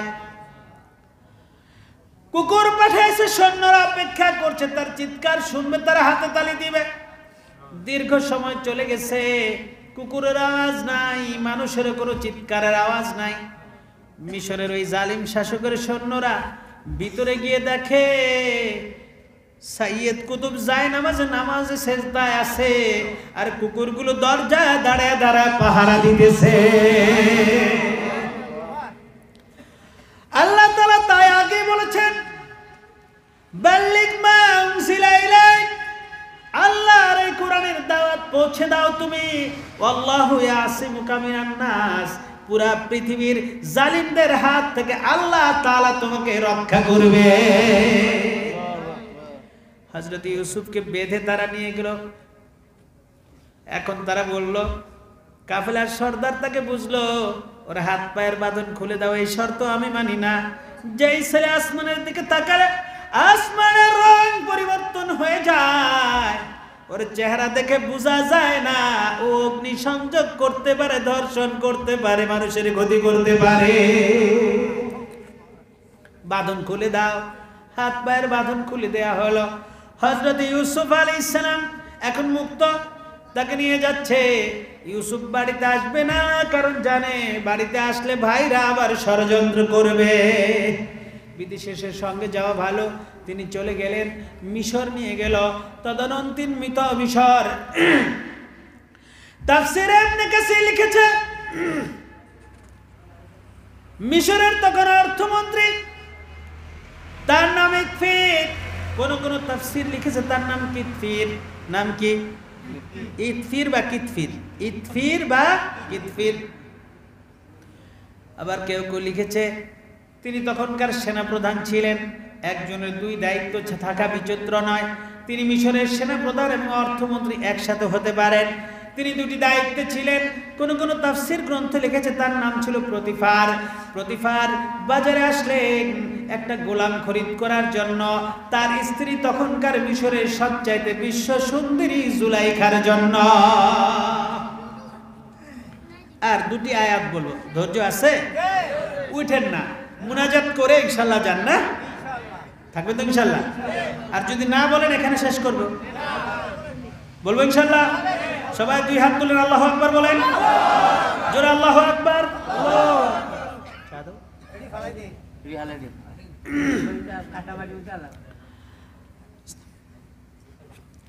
এখন মিশর দেশে নিয়ে গিয়েছে গোলামের বাজার, বলেছিলাম না, মানুষ বেচা কেনার বাজার। ওখানে বিক্রি করার জন্য ইউসুফকে উঠানো হয়েছে স্টেজে। এই গোলাম কে কিনবে? মিশর দেশের আজিজ মিশর, তার উপাধি ছিল অর্থমন্ত্রী ও সেনাপ্রধান কিতফির অথবা প্রতিফার। তিনি আসলেন গোলাম খরিদ করার জন্য। তার সুদর্শনা বীরঙ্গনা স্ত্রী জুলাইখার জন্য একটা বালক কিনবে, শাবক কিনবে, গোলাম কিনবে। বাজারে আসলো, এসে যখন দেখলো এই সুন্দর গোলাম, গিয়ে তার দাম করার আগেই তার হাত ধরে ফেলল। প্রখ্যাত সাহাবী, বিশ্বনবীর প্রিয় সাহাবী আব্দুল্লাহ ইবনে মাসউদ রাদিয়াল্লাহু তাআলা আনহু বলেন, এই পৃথিবীতে তিনজন মানুষ শ্রেষ্ঠ বুদ্ধিমান এবং চালাক, সুবহানাল্লাহ বলেন। এর মধ্যে এক নাম্বার চালাক লোকটা মিশরের অর্থমন্ত্রী। সে যখন ইউসুফের চেহারা দেখলো, চোখ দুকড়ি দেখলো, বুঝলো এটা কোনো সাধারণ গোলাম না, অসাধারণ, টাকার কোনো প্রশ্ন না, এটা আমার চাই। এই জন্য দাম করার আগে হাত ধরছে, হাত ধরে বলছে আগে বলো দাম কত, দাম যত হয় গোলাম কিন্তু ছাড়বো না। দুই নাম্বার চালাক লোকটা বিশ্বনবীর প্রিয় সাহাবী হযরত আবু বকর সিদ্দিক রাদিয়াল্লাহু তাআলা আনহু। হযরত আবু বকরের দূরদৃষ্টি ছিল, তিনি ইন্তেকালের আগে এই পৃথিবীর জন্য, মুসলমানদের জন্য নেতা নির্বাচন করেছিলেন হযরত ওমরকে, যার নেতৃত্বে অর্ধেকটা পৃথিবীতে কালিমার পতাকা উড়েছিল। তিন নম্বরের চালাক একজন নারী, তিনি ছিলেন হযরত শুআয়ব আলাইহিস সালামের মেয়ে। মূসাকে যখন দেখলেন মরুভূমিতে, তাদেরকে পানি খাইয়ে দিয়েছিল। বাড়িতে গিয়ে বাবাকে বলেছিল, আব্বা, তাকে বিশ্বাস করার মতো একজন শ্রমিক, নিরাপদ শ্রমিক। ওই মেয়ের দূরদৃষ্টি ছিল, এই শ্রমিক কোনো সাধারণ লোক না, আগামী দিনে একটা কিছু হবে। মিশরের অর্থমন্ত্রী, সেনাপ্রধান প্রতিফার কিনে নিলেন এই গোলামকে। وقال الذي اشتراه من مصر لامرأته أكرمي مثواه عسى أن ينفعنا أو نتخذه ولدا وكذلك مكنا ليوسف في الأرض ولنعلمه من تأويل الأحاديث। আর যিনি মিশর থেকে কিনে নিলেন ইউসুফকে, সেই প্রতিফার তার স্ত্রী জুলাইখাকে বললেন, আকরিমি মাসওয়া, বাড়িতে নিয়ে খাদিমটাকে নিয়ে স্ত্রীকে ডাক দিলেন, জুলাইখা রে, বাজার থেকে তোমার জন্য একটা গোলাম কিনে এসেছি, তবে এটাকে সাধারণ গোলাম চাকর বান্দাদের কাতারে রেখো না, তার আবাসস্থল বাসস্থানটাকে উন্নত বাসস্থান করে দাও। আসায়ানফানা, হতে পারে ভবিষ্যতে সে আমাদের উপকারে আসবে, অথবা আগামীকাল মিশরের প্রেস ক্লাবের সামনে দীর্ঘ দাম্পত্য জীবনে তোমার আমার কোনো সন্তান নাই, একটা প্রেস কনফারেন্স করে আমি আর তুমি বলে দিব ইউসুফ আমাদের সন্তান। আল্লাহ রাব্বুল আলামিন বলেন, ইউসুফ ওয়াকাযালিকা মাক্কান্না লিইউসুফা ফিল আরদ, কূপের মধ্যে তোমাকে হত্যা করতে নিয়েছিল, ওই হত্যা নির্যাতনের ফলশ্রুতিতে আমি আল্লাহ রাজ দরবারের দরজা তোমার জন্য খুলে দিলাম। আজকের পৃথিবীর মুসলিম জনতা ভয় নাই, হত্যা, গুম, জেল, জুলুম, জরিমানার পরে আগামী দিনের সূর্যটা কিন্তু ইসলামের সূর্য হবে।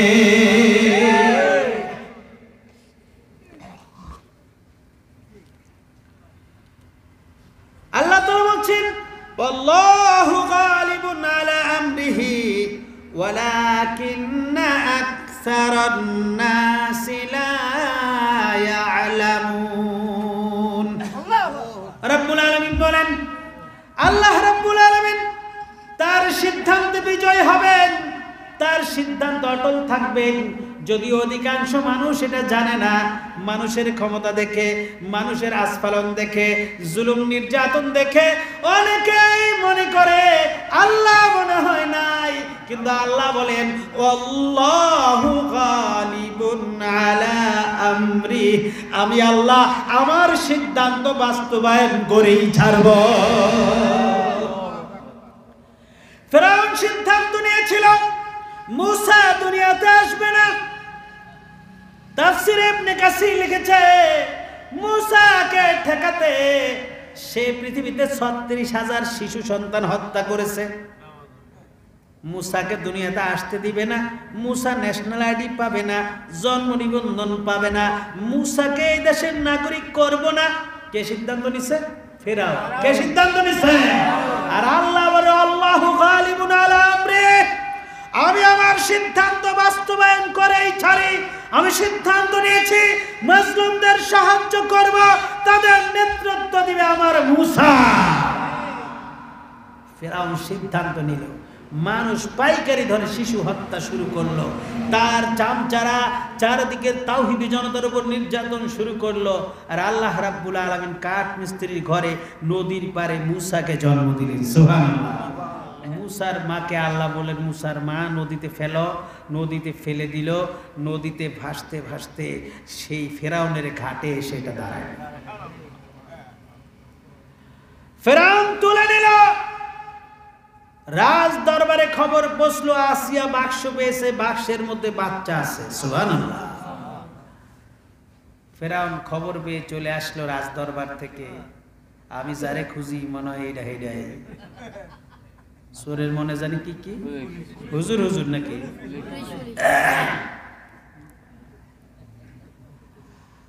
আল্লাহু গালিবুন আলা আমরি, আল্লাহ তার সিদ্ধান্ত বিজয় করেই ছাড়বেন, বাস্তবায়ন করেই ছাড়বেন। ফেরাউন রাজ দরবার থেকে আসলো, এসে দেখে আসিয়ার কোলে বাচ্চা। আসিয়া, এটা কই পাইছ? বাক্সের মধ্যে পাইছি। আর আমার ক্ষমতা শেষ করার জন্য যে বাচ্চা পৃথিবীতে আসবে, যাকে খোঁজ করার জন্য ৩৬,০০০ এই পর্যন্ত মারছি, আমার তো মনে হয় এটা সেটাই। স্ত্রী বলে, ভাব লইও না, বাচ্চা মানুষ দেখলেই তোমার কলিজায় কোনো দয়া না। আমি হয় এই বাচ্চাকে আমার কাছে দিবা, আর নয় তোমার সংসার তুমি থাকো। ম্যাডামের কথা শুনলে আবার সাহেবরা একটু নরম হয়ে যায়, কি বলেন? ম্যাডাম সাহেবকে ভাব সাধ্য সব মসজিদে গিয়া ইমাম আর মুয়াজ্জিনের লগে সব ক্ষমতা আছে না নাই আপনার এলাকায়? কিছু সাহেব দেখবেন মসজিদে গেলেই ইমামের লগে বাজায় দেয়, মুয়াজ্জিনের এই বেটা সারে দোষ নেই, ইন্দা ময়লা ঝাল না ঘষে, এনে ময়লা ধুলা। আচ্ছা বলেন, মসজিদ কার ঘর? আল্লাহর ঘর। ক্লান্ত হয়ে গেছেন আপনারা? না। এক দেশে বলে খায় জামালে, মোড়া হয় কামালে। আপনাকে তো সে ওয়াজ করি আমি, হরান হন আপনারা? হরান হয়ে গেছেন? তো হযরতে মুসা আলাইহিস সালাতু ওয়াস সালাম, ছোট্ট মুসা কোলে আছে, আসিয়া বিবির কোলে। বলে, তুমি হয় আমার এটা দিবা, আর নাই তুমি তোমার ঘরে তুমি থাকো। ম্যাডামের কথা শুনে নরম হয়ে গেছে। কয় কি করতে হবে? এই বাচ্চার জন্য একটা ধাত্রী মা খুঁজে আনো, আমার দুধ খায়। ধাত্রীদের লাইন লাগছে। কিছুক্ষণ আগে যাকে হত্যা করার জন্য ল্যান্ড ফোর্স, এয়ার ফোর্স সব নামাইছে, নৌবাহিনী তৎপর, চিতা কোবরা সিংহ যা আছে সবাই যারে মারার জন্য এক পায়ে খাড়া। এখন তারে বাঁচানোর জন্য সবাই রেডি। ধাত্রীদের লাইন লাগছে। ওই লাইনের পেছনে ওই মুসার আপন বোন মারিয়ামও দাঁড়াইছে। এখন ধাত্রীদের কাছে যায়, আর আল্লাহ ডাক দিয়ে বলে, হারাম না, আমি হারাম করে দিয়েছি মুসার উপরে, মা ছাড়া কারো দুধ সে খাবে না। যেই মহিলাই তারে দুধ খাওয়াইতে যায় মুসাই গায় ওয়া ওয়া, থামে না, কান্না বন্ধ হয় না। তুমি বাদ, আরেকজন আয়, তুমি বাদ, আরেকজন আসে, তুমি বাদ।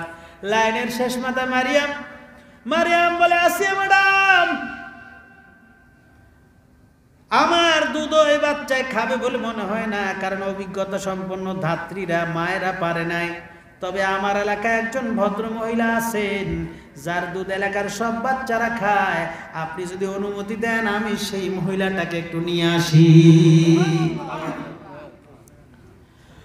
ফেরাউন বলে, যদি সারা দেশে ঘোষণা দিলাম, এখন পর্যন্ত আমার ছেলের কোনো ধাত্রী পাইলাম না। কার ছেলে? আমার ছেলে, কোনো ধাত্রী পেলাম না। যাও, যদি সেই মহিলার দুধ আমার ছেলে খায়, কিসমত ভালো, শুধু ওই মহিলারে আমি বেতন দিব না, পুরা পরিবার আমি পালবো। মারিয়াম দৌড় দিছে বাড়ির দিকে। আমার আম্মা কাম হয়ে গেছে গা। সুবহানাল্লাহ। মুসার মা কি নদীতে পোলা ফেলাইতে চাইছে? কোনো মায় চায়? আল্লাহ মুসার মারে বলছে, মুসার মা তুমি চিন্তা করো না, দুশ্চিন্তা ভুগো না। ইন্না লারাদুহু ইলাইক, সূরাতুল কাসাস। আল্লাহ বলছেন, হে মুসার মা, আমি নিশ্চয়ই তোমার পোলা তোমার কোলে ফিরাই দেব। মুসার মা দৌড় দিচ্ছে। মুসার মা শুনছে, মা সেখানে পরিচয় দিবা না, তুমি যাইবা বারাইট্টা মা হিসাবে।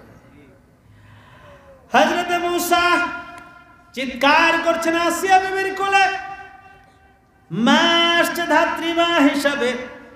তাফসীরে ইবনে কাসির লিখেছে, যখন মুসার মা আসিয়া বিবির কাছে এসে হাত পাতলেন, বুঝবান বাচ্চার মতো মুসা মায়ের কোলে ঝাঁপিয়ে পড়ে দুধ খাওয়া শুরু করল। এখন ফেরাউন ঘোষণা দিছে, এই ধাত্রী, খালি দুধ পানের বেতন না, তোমার পুরা ফ্যামিলির রাষ্ট্রীয় ভাতা দিয়ে আমি পালবো। সে আল্লাহ আছে না নাই?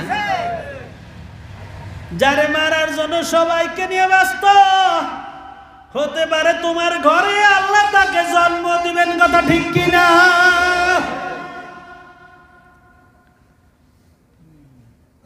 আল্লাহু গালিবুন আলা আমরি, আল্লাহ তার সিদ্ধান্ত বাস্তবায়ন করবেনই। যখন আল্লাহ সিদ্ধান্ত বাস্তবায়ন করে, তখন জালিমের পালাবার কোনো জায়গা থাকে না। ফিরআউনের মতো পানিতে ডুবে মরতে হয়। নমরুদ সিদ্ধান্ত নিয়েছে ইব্রাহিমকে বাঁচতে দিবে না, মূর্তি পূজা সেখানে করে না, তাকে ডুবিয়ে মারবে, জ্বালিয়ে মারবে, শেষ করবে। আর আল্লাহ বলেন, আগুন তোকে ফুলের বাগান বানাবো। সুবহানাল্লাহ। আল্লাহু গালিবুন আলা আমরি, আল্লাহ যখন মূর্তির বিরুদ্ধে সিদ্ধান্ত বাস্তবায়ন করলেন, পৃথিবীর রাজাদিরাজ, ক্ষমতার পিরামিড নমরুদকে জুতা পিটা করে দুনিয়া থেকে বিদায় করেছে। আজকের পৃথিবীতে যারা কোরআন সুন্নাহ বিরোধী আইন বাস্তবায়ন করতে চায়, মূর্তির বিপক্ষে বলার কারণে তাওহীদ জনতাকে দেশদ্রোহী বলছে, সাবধান। নমরুদ কিন্তু পুরা পৃথিবীর বাদশা ছিল, তুমি হইতে পারে একটা গন্ডির বাদশা। কথা ঠিক কিনা? ইতিহাস থেকে শিক্ষা নাও, পৃথিবীতে খোদাদ্রোহিতা করে কেউ সম্মান নিয়ে যেতে পারে। আল্লাহু গালিবুন আলা আমরি, আল্লাহ রাব্বুল আলামিন তার সিদ্ধান্ত বাস্তবায়ন করেই ছাড়বেন। প্রিয় বন্ধুরা আমার, হযরত ইউসুফ আলাইহিস সালাতু ওয়াস সালাম ওখানে থাকলেন। ইউসুফ আলাইহিস সালাম ধীরে ধীরে বড় হচ্ছিলেন। যার কাছে রাখলেন সেই তার মুনিবা জুলাইখা বিবি ছিলেন মিশর দেশের সবচেয়ে সুন্দরী নারী। তিনি হচ্ছেন বিশ্ব সুন্দরী। বিশ্ব সুন্দরী নারী। ধীরে ধীরে ইউসুফ বড় হচ্ছে, ইউসুফের প্রতি তার দৃষ্টিভঙ্গি বদলে যাচ্ছে। ইউসুফকে তার সন্তানের চোখে না দেখে তিনি তার প্রেমিকের দৃষ্টিতে দেখতে লাগলেন আর তার প্রতি আকৃষ্ট হতে লাগলেন। নাউজুবিল্লাহ। হযরত ইউসুফ এখন যুবক, প্রতিভার রাজকর্মে ব্যস্ত থাকে। সারাদিন বাড়িতে ইউসুফ আর জুলাইখা থাকেন। ইউসুফ যেহেতু গোলাম, এই জন্য বাড়ির বাইরে যাওয়া তার নিষিদ্ধ। তার মুনিবার সামনে সামনে থাকে, ইউসুফের দিকে অঙ্গভঙ্গি করে, ইউসুফকে বিভিন্ন জিনিস তাকে বোঝানোর চেষ্টা করে, ইঙ্গিত আকারে বলে, কিন্তু ইউসুফ কিছু বুঝে না। তাফসিরে তাবারিতে লিখেছে, একদিন জুলাইখা ইউসুফকে ডেকে বললেন, ইউসুফ মা আহসানু আইনুক, ও ইউসুফ মা আহসানু ওয়াজহুক, ইউসুফ তোমার চোখ দুটো কত সুন্দর, তোমার চোখ দুটি অত্যন্ত অনিন্দ সুন্দর। ইউসুফ যখন এই কথা শুনল, ইউসুফ বলল, আহসানা সূরাতি সাওয়ারানি রাব্বি ফি রিহমি, আমার এই সুন্দর চেহারাটা আমার আল্লাহ আমার মায়ের গর্ভে থাকতে সুন্দর করেছে। এবার ইউসুফ যখন চেহারার প্রশংসা করে ইউসুফের কাছে জুলাইখা পাত্তা পেল না। এবার সে বলল, ইউসুফ মা আহসানু শারুক, ও ইউসুফ তোমার চুলগুলো কত সুন্দর কমল। হযরত ইউসুফ আলাইহিস সালাম বললেন, হুয়া আউয়ালু শাইইন ইয়াবলি ফি কবরি, ও জুলাইখা আমার এই সুন্দর চুলের সৌন্দর্যের বাহার দেখছ, কিন্তু কবরে যখন আমি যাব শরীর থেকে সর্বপ্রথম এই সুন্দর চুলগুলোই খসে পড়ে যাবে।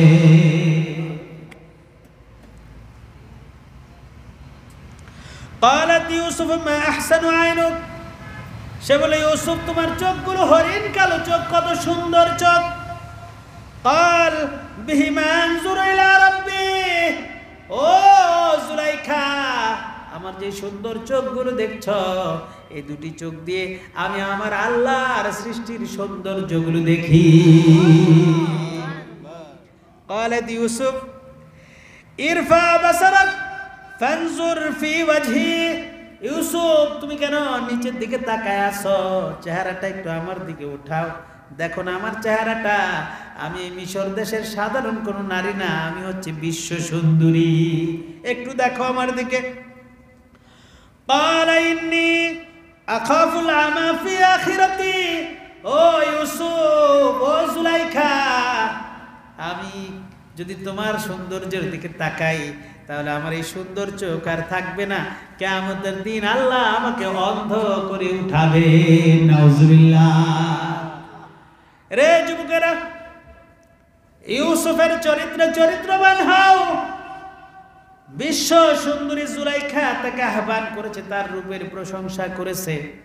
আজকে তুমি আর আমি করি নারীর সৌন্দর্যের প্রশংসা, কিন্তু এক সৌন্দর্যের পিরামিড নারী ইউসুফের প্রশংসা করেছে, আর ইউসুফ তার কি জবাব দিয়েছে এগুলো কলমের মধ্যে গেঁথে নাও। তোমার চুলের বাহার থাকবে না, প্রতিনিয়ত চুলের মধ্যে হাত দিয়ে লাড়া দাও। ইসলাম সমর্থন করে না এমন পদ্ধতিতে চুলগুলো কাটো। আমাদের যুবকেরা কাটে না, কাটে না।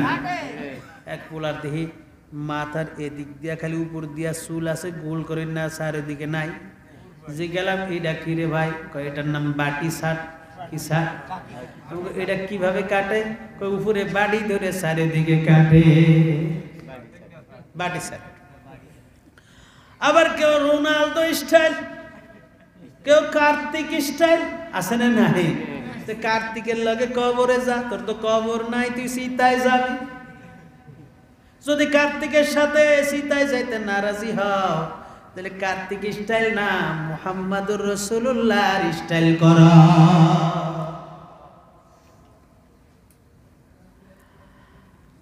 قال يا يوسف إني أخاف العمى, قالت يا يوسف أدنو منك وتباعد مني. ও যুবকেরা, যুবতীরা কান খুলে শোনো। হযরত ইউসুফ আলাইহিস সালামকে জুলাইখা বলে, ইউসুফ রে, আমি তোমার নিকটে যত আসি তুমি তত দূরে যাও কেন? দূরে যাও কেন?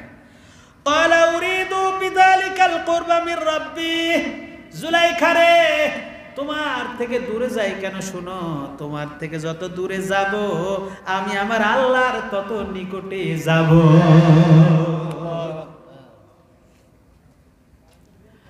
এবার জুলাইখা বলে, দেখ না ইউসুফ, ফারাশতুহু লাকাল কাইতুন, আরে তোমার জন্য এই জগতের সবচেয়ে দামি কার্পেট বিছাইছি। ওই জায়গায় আর কেউ যেতে পারে না, কেউ তোমার দেখবে না, ওখানে চলো। قالت يا يوسف فراش الحرير قد فرشته لك قم فقد حاجتي।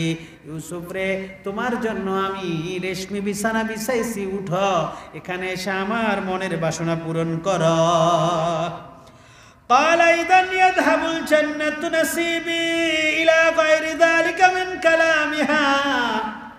হযরত ইউসুফ বললেন, যদি আমি তোমার এটা করি তাহলে জান্নাতের যে রেশমি কাপড় ওটা থেকে আল্লাহ আমাকে বঞ্চিত করে দিবে। রব্বুল আলামিন কোরআন হাকিমে বলেন, রাদাতুহুল্লাতি হুয়া ফি বাইতিহা আন নাফসিহি ওয়া গাল্লাকাতিল আবওয়াবা ওয়া ক্বালাত হাইতা লাক قال معاذ الله।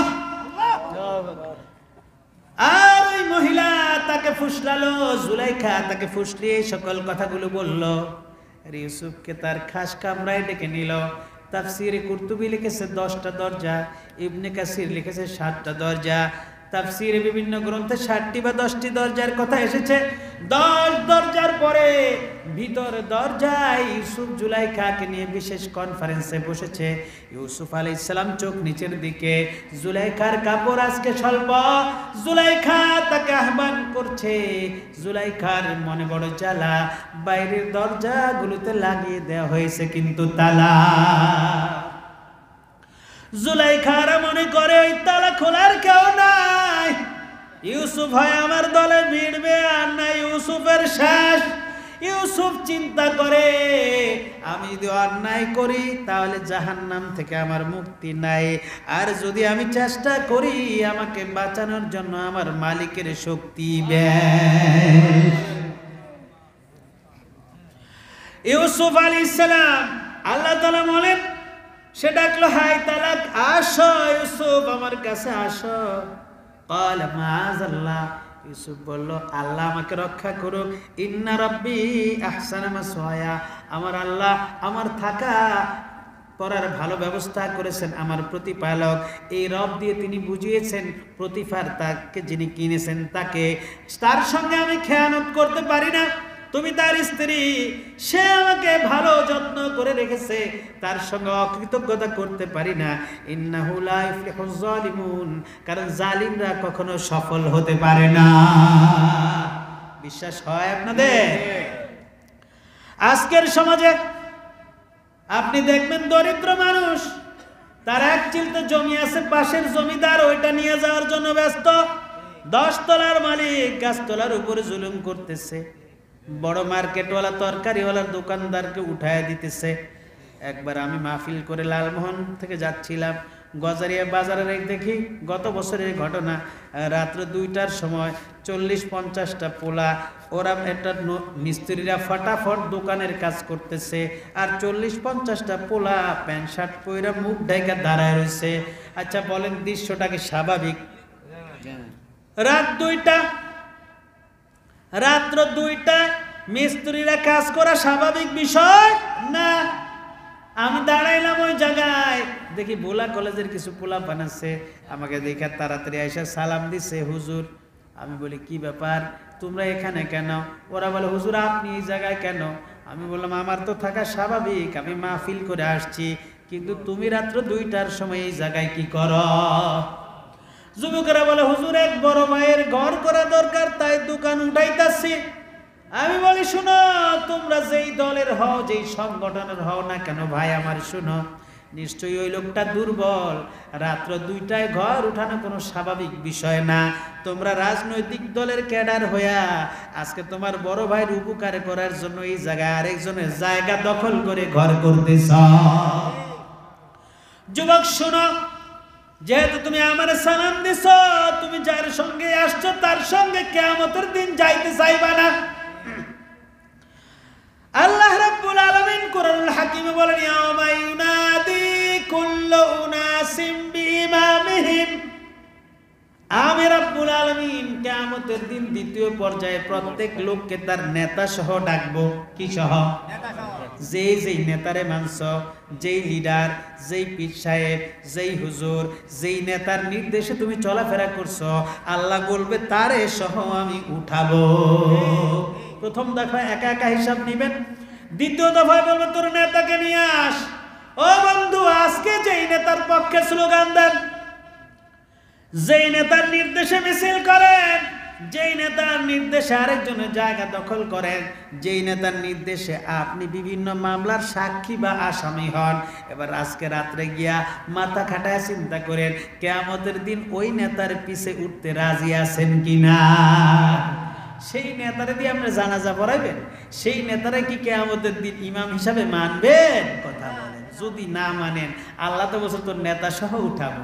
যদি সেই নেতা নিজেই ধরা খায়, আপনারে কি করবে? সেদিন বলবে না না, ওদেরকে আমি চিনি না। আমরা পোলাবানি তো চিনবো না, বউ চিনবো না, ম্যাডাম যার লাগে সবকিছু করলেন উনি কবে আমার বিয়েই হয় নাই। ছেলে বলবে আরে ভাই কি রাব্বা, বাবারে কবে ভাই চিনে না কেউ কাউরে। সেখানে আমরা নেতাই পরিচয় দিব? আরে নেতাই তো একটু ক্ষমতা পরিবর্তন হলেই চিনে না। কথা বলে না, চিনে নতুন নতুন মুখ পছন্দ করে। আমাদের এক অর্থমন্ত্রী যখন তার মন্ত্রণালয় গেল, পরের দিন এয়ারপোর্টে হুইল চেয়ারে উনি, ধরার কোনো লোক নাই। এই দেশের ঘটনা, বিদেশের কথা বলি না। ৭,৫০০ বছর আগের একটা শুনলেন, এখনকার যুগে এই ধরনের ঘটনা ঘটতেছে না? ঘটে না? আল্লাহ বলেন জালিমরা কখনো সফল হবে না। মাজলুমরা সঠিক পথে যারা জুলুমের শিকার হবে, তারা শুধু দুনিয়াতেই বিজয় হবে না, পরকালের জীবনে জান্নাতের মালিক হয়ে যাবে ইনশাআল্লাহ। জুলাইখা বলে আসো আমার কাছে। ইউসুফ বলে না, আমি মালিকের সঙ্গে খেয়ানত করতে পারবো না, আমি জান্নাত থেকে বঞ্চিত হতে পারবো না। আল্লাহ বলেন হাম্মাদ বিহি, ওই নারী তার দিকে আকৃষ্ট হলো। ও হাম্মা বিহা, সেও শয়তানের ধোকায় পড়ে যেত। লাউলা আরআ বুরহানা রাব্বি, যদি না তিনি আল্লাহর পক্ষ থেকে বোরহান দেখতেন। সুবহান। হযরত ইউসুফ মানুষ, নারী তাকে ডাকছিল, কুমন্ত্রণা এসে যাবে। এই জন্য রব্বুল আলামিন ইবনে কাসির বলে, ওই ঘর বদ্ধ ঘরের দেয়ালের মধ্যে আল্লাহ তাআলা তার বাবা ইয়াকুব আলাইহিস সালামের একটা ডিসপ্লে দিয়ে দিলেন। ভিডিও কনফারেন্স দেখতেছে, বাবা ইয়াকুব ডাক দিছে, ইউসুফ তুমি কোথায়? কিছু কিছু তাফসীর গ্রন্থে লিখেছে তিনি প্রতিফারকে দেখলেন, সঙ্গে সঙ্গে ইউসুফ হুঁশিয়ার হয়ে দিলেন দৌড়। ইউসুফ চিন্তা করলেন জুলাইখা দরজায় তালা লাগাইছে। জুলাইখার মনে বলো জ্বালা, সবগুলো দরজায় ঝুলিয়ে দিচ্ছে কিন্তু তালা। ইউসুফকে মারার জন্য বর্তমান যুগের জুলাইখারাও বড় ব্যস্ত, বাইরের দিকে সব তালাগুলো করেছে বন্ধ। দুনিয়ার মানুষ অনেককে করে দিয়েছে অন্ধ, মিথ্যা প্রচারণায় অনেক ভক্ত বৃন্দ হয়েছে অন্ধ। ও বন্ধুরা, যারা তালা লাগিয়েছে ইউসুফের কারাগারে, লক্ষ্য করে জুলাইখা বিবি এখন দৌড়ায় ইউসুফকে। হযরত ইউসুফ চিন্তা করে, আমি এই মালিকের গোলাম, তার ক্ষমতার উপরে কোনো ক্ষমতা চলে না। আমার শক্তি যেখানে শেষ হবে, আমার মালিকের সাহায্য সেখানে শুরু। ইউসুফ উঠে দিলেন দৌড়। দৌড়াতে দৌড়াতে যখন পৌঁছলেন দরজার কাছে, বিসমিল্লাহ বলে ধরলেন যখন, তালাগুলো ঠাস করে খুললই তখন। ইউসুফ দিলেন দৌড়। ইউসুফ চিন্তা করলো, জুলাইখা চিন্তা করে ব্যাপার কি, রাজ দরবারের রাজকীয় শক্তিশালী তালা ইউসুফ খুলে দিল কোন মনের জ্বালা। ধরতে পারি না তাকে, ইউসুফ কেবল দৌড়ায়, প্রত্যেকটা দরজা এমনি ভাবে খুলে যায়।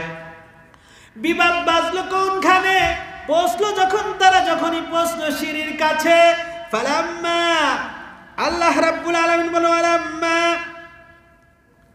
যখন তারা পৌঁছলো, ওয়াস্তাবাকাল বাব ওয়া হাম্মা বিহা লাউলা আল-রা'a বুরহান রাব্বি কাযালিকা নাসরিফ আনহু সু'a ওয়াল ফাহশা ইন্নাহু মিন ইবাদিনাল মুখলাসিন।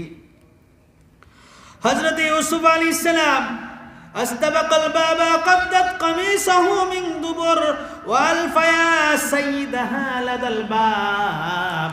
বিড়ম্বনা তখনই হলো যখন ইউসুফ দরজা পেরিয়ে গেল।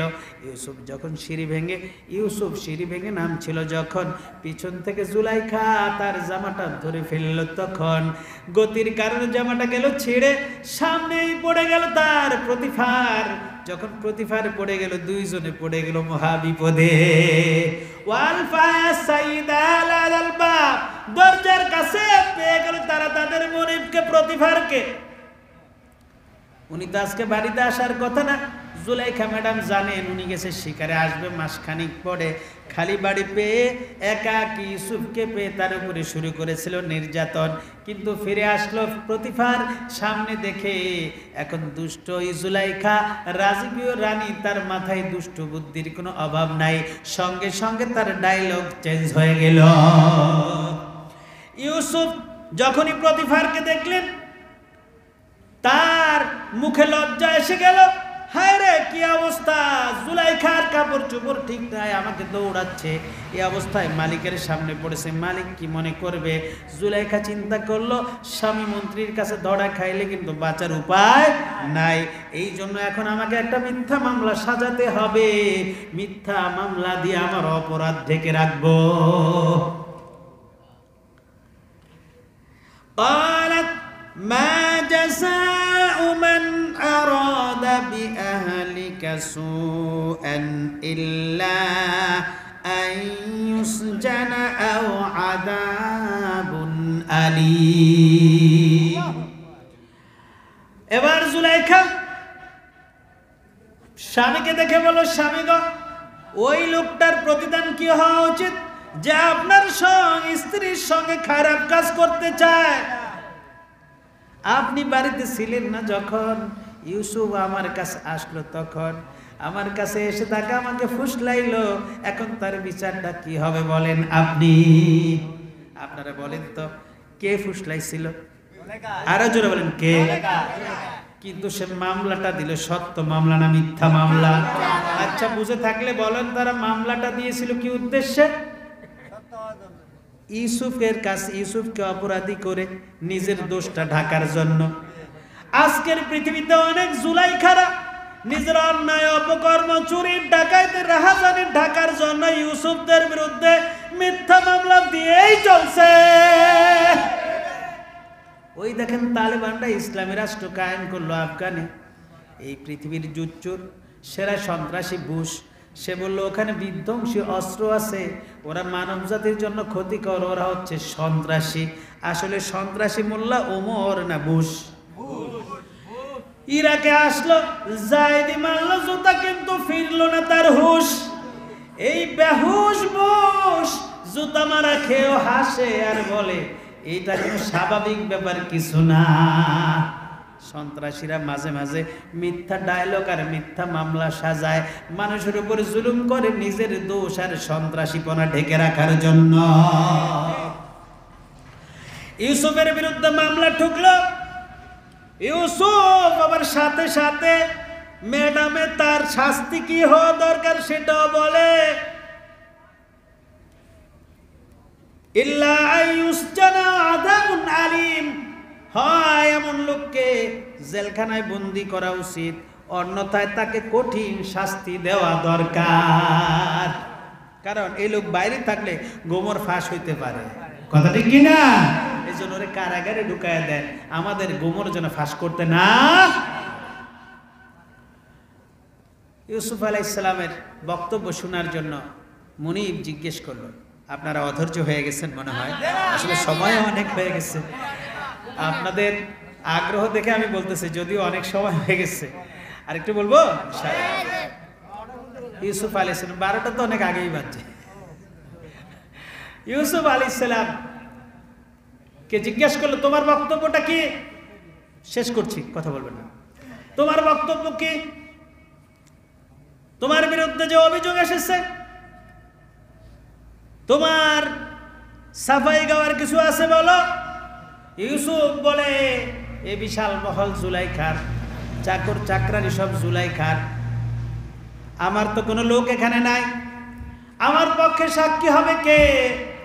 তবে আমি আল্লাহর উপর ভরসা করে একটা সাক্ষী মানতে পারি। আল্লাহ তাআলা বলে শাহিদা শাহিদুম মিন আহলিহা, আমি ওই যে ছোট্ট বাচ্চাটা দুলনার মধ্যে, জুলাইখার বোন, মামাতো বোন মেরিনা, তার কোলে যে বাচ্চা, ওই দুলনার বাচ্চাটাকে আমি সাক্ষী মানলাম। জোরে কর না সুবহানাল্লাহ। এবার জুলাইখা আর প্রতিফার সবাই কয় ইউসুফ আমাদের সঙ্গে তামাশা কর, বাচ্চায় কি সাক্ষ্য দিবে? এই বাচ্চা সাধারণ কোনো বাচ্চা না। বাচ্চা বলে সালিশ মীমাংসা আমি কিছুই করব না, আমি একটা সূত্র দেই, অঙ্ক তুমি করো। সুবহানাল্লাহ বলেন, আরো জোরে বলেন সুবহানাল্লাহ। ছোট ছোট বনে বড় বড় বাঘ থাকতে পারে। এই যে আমাদের সামনে ছোট্ট ছেলের নামাজ পড়ে দেখালো, তেলাওয়াত করলো, এই ছোট্ট আহমদেরা একদিন কারি আহমদ শায়েখ আহমদ হয়ে যাবে, কথা ঠিক কিনা? আল্লাহ কবুল করুক, জোরে বলুন আমিন।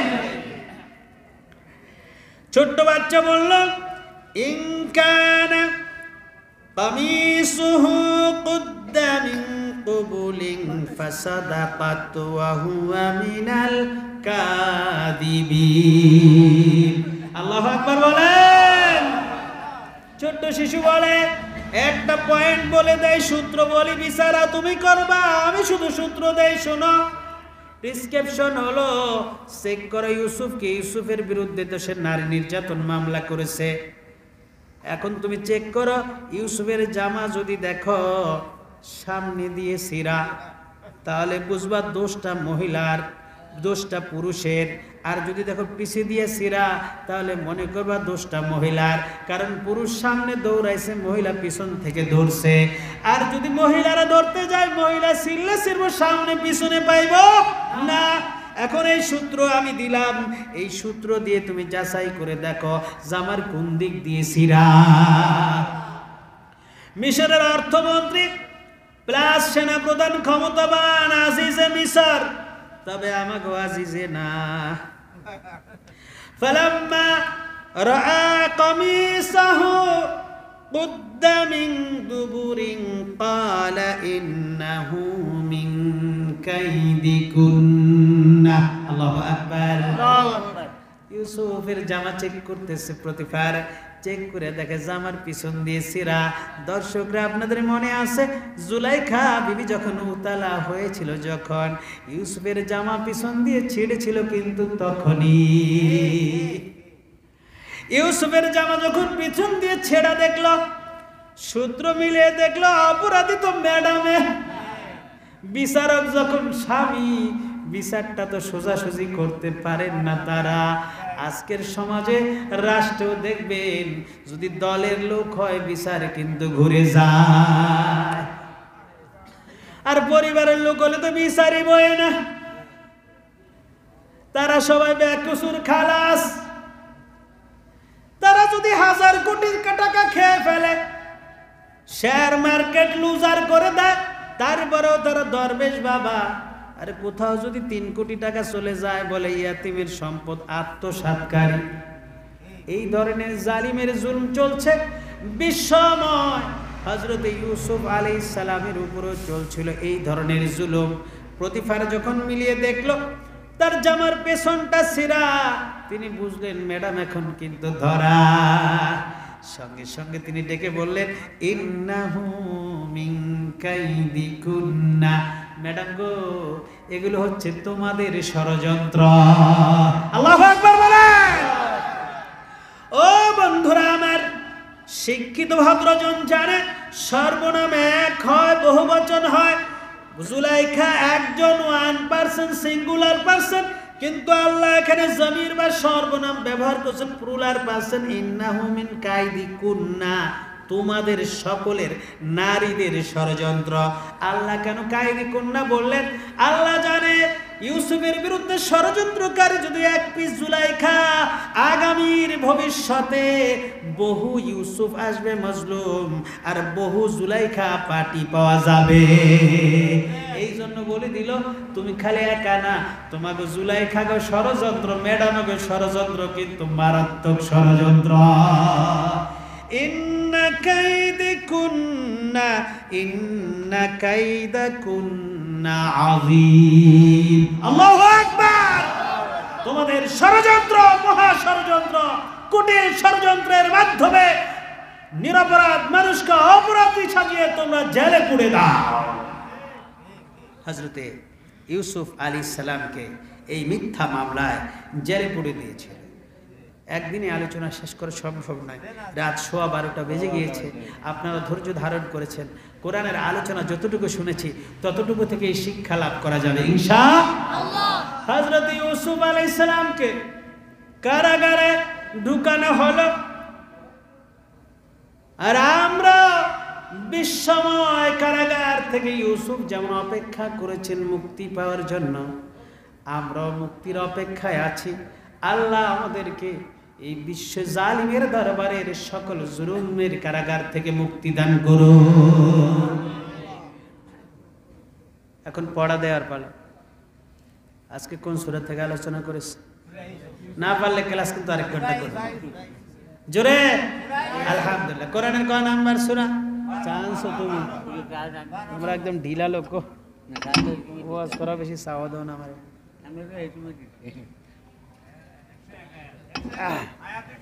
আয়াত সংখ্যা কত? 111। সূরা নাম্বার 12। মাশাআল্লাহ, ফার্স্ট ক্লাস পাস সবাই। এই সূরার শানে নুজুল সম্পর্কে একটি বর্ণনা ছিল। কি বর্ণনা ছিল? এই সূরাটা কেন নাজিল করলেন আল্লাহ তাআলা বলেন তো? সবাই ভুলে গেছেন? কেউই মনে করতে পারেন না? এক লোক তো সারা রাত আব্বাসী হুজুরের কাছ থেকে ইউসুফ জুলাইখার ওয়াজ শুনলো। উনি বাড়িতে গেল, ম্যাডাম তারে স্বামীকে জিজ্ঞেস করলো, পোলার কান্দাকাটির লেগে তো আমি ভালো করে শুনতে পারি নাই, এই হুজুরে জানি ইউসুফ আলাইহিস সালামের কথা কি কইল? তো উনি বলতেছে যে আমি তো বুঝতে পারলাম না ইউসুফ কি পুরুষ না মহিলা। আপনারা কি এরকম শুনেছেন নাকি? কেন নাজিল হয়েছিল সভাপতি সাহেব? ফাইন, একটু কাছে আসছে। আর একটু বলেন দেখি আপনারা, এটা যুবকেরা কি সুন্দর করে শুনছে, এখন বলেন একটু তোমরা। একটা বর্ণনা হচ্ছে সাহাবীরা রাসূলকে জানতে চাইছে, আকসুস ইয়া রাসূলুল্লাহ, আপনি আমাদেরকে একটা কিসসা বলেন। কিসসা বলেন। আর আরেকটা বর্ণনা হচ্ছে তাফসীরে কুরতুবীর, যে আরবের আবু জাহেল সরকারের কিছু বুদ্ধিজীবীরা ইহুদিদের কাছে গিয়েছিল। কারা গেছিল? আরে জোরে বলেন কারা? বুদ্ধিজীবীরা। কার কাছে গেছিল? ইহুদিদের কাছে গেছিল, মুহাম্মদকে দমানো যায় কিভাবে। তখন তারা কি বলছিল? যে যায় প্রশ্ন করো ফিলিস্তিন থেকে বনি ইসরাঈলা মিশরে কিভাবে আসছে। এই ফিলিস্তিনে ইউসুফ আলাইহিস সালাম কুফে পয়রা ওখান থেকে ব্যবসায়ী দলের মাধ্যমে বিক্রি হইছে আইসা মিশরে। এইভাবে ফিলিস্তিনের বনি ইসরাইল কই আসছে? মিশরে আসছে। মিলছে শানে নুজুল। ইহুদিদের প্রশ্নের জবাবে আল্লাহ তাআলা জিবরাইল পাঠায় সূরা ইউসুফ পাঠাইছে।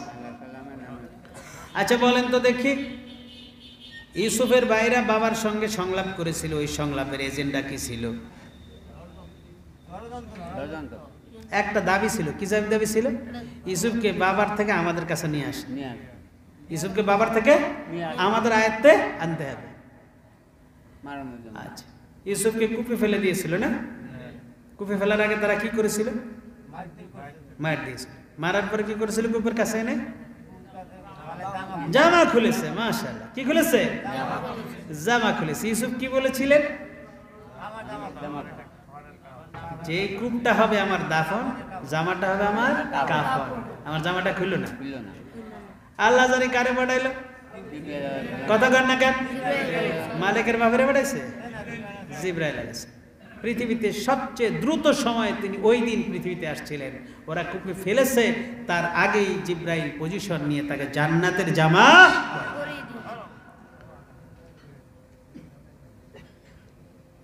তারপর আসলো যেন কারা? সিরিয়ার একটা ব্যবসায়ী দল। কিসের ব্যবসায়ী দল? কাফেলা, মানে ব্যবসায়ী দল। তার সর্দার ছিল, সর্দারের নাম কি? মাশাআল্লাহ, এই পাশের লোকেরা একটা জবাব দিতে পারছে, এই গ্যালারির লোকেরাও পারে। আলহামদুলিল্লাহ, পানির জন্য ফেললো কি জানি, উঠলো কি মানুষ। তারা কি বলে চিৎকার দিয়েছিল? ইয়া বুশরা। কি বলে চিৎকার দিয়েছিল? বুশরা, হে সুসংবাদ। খুশি না? পানি আনতে স্বর্ণ পাইলাম আমরা। ভাইরা দুইটা শর্ত দিয়েছিল বেচার জন্য। কি কি? হাত পা বেঁধে নিত। মাশাআল্লাহ, আরে দাড়ি পাকা মুসল্লির পারে, মাহফিল সাকসেস। আরেকটা শর্ত কি জানো? এই দেশে রাখা যাবে না, তারা বিদেশে নিয়ে যায়। এরপরে পাঠাই দিছে ওখানে। ওখানে যাওয়ার পর তাকে বাজার থেকে কিনে নিলেন কে? প্রতিফার। আরেকটার নাম কিতফির, আরেকটার নাম ইতফির। কিতফির বা ইতফির বা প্রতিফার উনি কিনে নিয়েছিলেন। উনি মিশরের কি ছিলেন? সেনাপ্রধান বা অর্থমন্ত্রী, না? অথবা দুইটা দায়িত্ব তার কাছে ছিল। তাফসিরের ভাষায় তাকে আজিজ এ মিসর বলা হয়। উনি তার ম্যাডামের কাছে নিলেন। ম্যাডামের নাম জানি কি? জুলাইখা। কি নাম? জুলাইখা ম্যাডাম। জুলাইখা ম্যাডাম সে যখন বড় হলো তাকে কি প্রস্তাব করলো? যে আমার কালিমা পড়ায় দেন। কি প্রস্তাব করলো? I love you. আমগো জুয়ানারে কয়টা না? তো এই প্রস্তাব করলো। ইউসুফ আলাইহিস সালাম কি মানলো? বললো তোমার চুলগুলো কত সুন্দর। ইউসুফ কি বলেছিলেন? চুলগুলো কত সুন্দর। ফাইন। ওই যে আমার ওই কাকা পারছে, কবরে সর্বপ্রথম আমার চুলগুলো পড়ে যাবে। বলেছিল মা আহসান ওয়াজহুক, ও ইউসুফ তোমার চেহারাটা কত নাদুস নাদুস। ইউসুফ কি বলেছিলেন? সাওয়ারানি রাব্বি ফি রহমি, আমার রব মায়ের গর্ভে এটাকে সুন্দর আকৃতি দিয়েছে। সর্বশেষে ম্যাডাম বলেছিল আদনু মিনকা তাবা আদু মিন্নি, আমি তোমার কাছে যাই আর তুমি খালি দূরে যাও। ইউসুফ কি বলেছিলেন বলেন তো? মাশাআল্লাহ, এই তো পারছে। আপনার কষ্ট হইতেছে? পড়া দিতে গেলে কিছু চোরা ছাত্র হলে যায়, এটা আমি জানি। সব ক্লাসে দেখবেন কিছু ছাত্র আছে পড়া দেওয়ার ভয়ে পিছনের টেবিলে বয়ে আর ফলে যায়, আছে না নাই? আমি আশা করি আজকের মাহফিলে এমন ছাত্র কেউ হবে না, কারণ এখানে কোনো মারামারি সিস্টেম নাই। আমরা আদর করে ভালোবেসে শিখাই দিব, আদর করে ভালোবেসে শিখিয়ে দিব। তাহলে ইউসুফ জিজ্ঞাসা করলেন, ইউসুফকে জিজ্ঞাসা করলো আমি তোমার কাছে যাই, তুমি দূরে যাও কেন? ইউসুফ কি বলেছিলেন? আমি তোমার কাছ থেকে দূরে যাই আমার আল্লাহর কাছে যাওয়ার জন্য। সুবহানাল্লাহ। হযরত ইউসুফকে কয়টা দরজার মধ্যে আটকেছিলেন? 10টা বা 7টা না? দরজা আটকেছে। আটকানোর পর ইউসুফ আলাইহিস সালাম তার সাথে প্রেম নিবেদন করেছিলেন। তিনি দৌড়ালেন যখন দরজাগুলো আল্লাহ তাআলা খুলে দিলেন তখন, তাই না? কে খুলেছেন? আল্লাহ। আর আল্লাহ বলেছেন আল্লাহু গালিবুন আলা আমরি, আল্লাহ তার সিদ্ধান্ত বাস্তবায়ন করেই ছাড়বে। আল্লাহ বলেন কাযালিকা মাক্কান্না লিইউসুফ, এভাবে আমি ইউসুফের জন্য কূপ থেকে সিংহাসনের দুয়ারে খুলে দিয়েছি। আজকের মাহফিল 100% সাকসেস আলহামদুলিল্লাহ। আমার শ্রোতারা সব শিখে নিয়েছেন, মুখস্থ করেছেন। শুধুমাত্র কিচ্ছা নয় বন্ধু, ৭,৫০০ বছর আগের ঘটনাটা যদি আমার আবার বাস্তব জীবনে কোনো কাজে আসে তখনই আমরা সফল হব।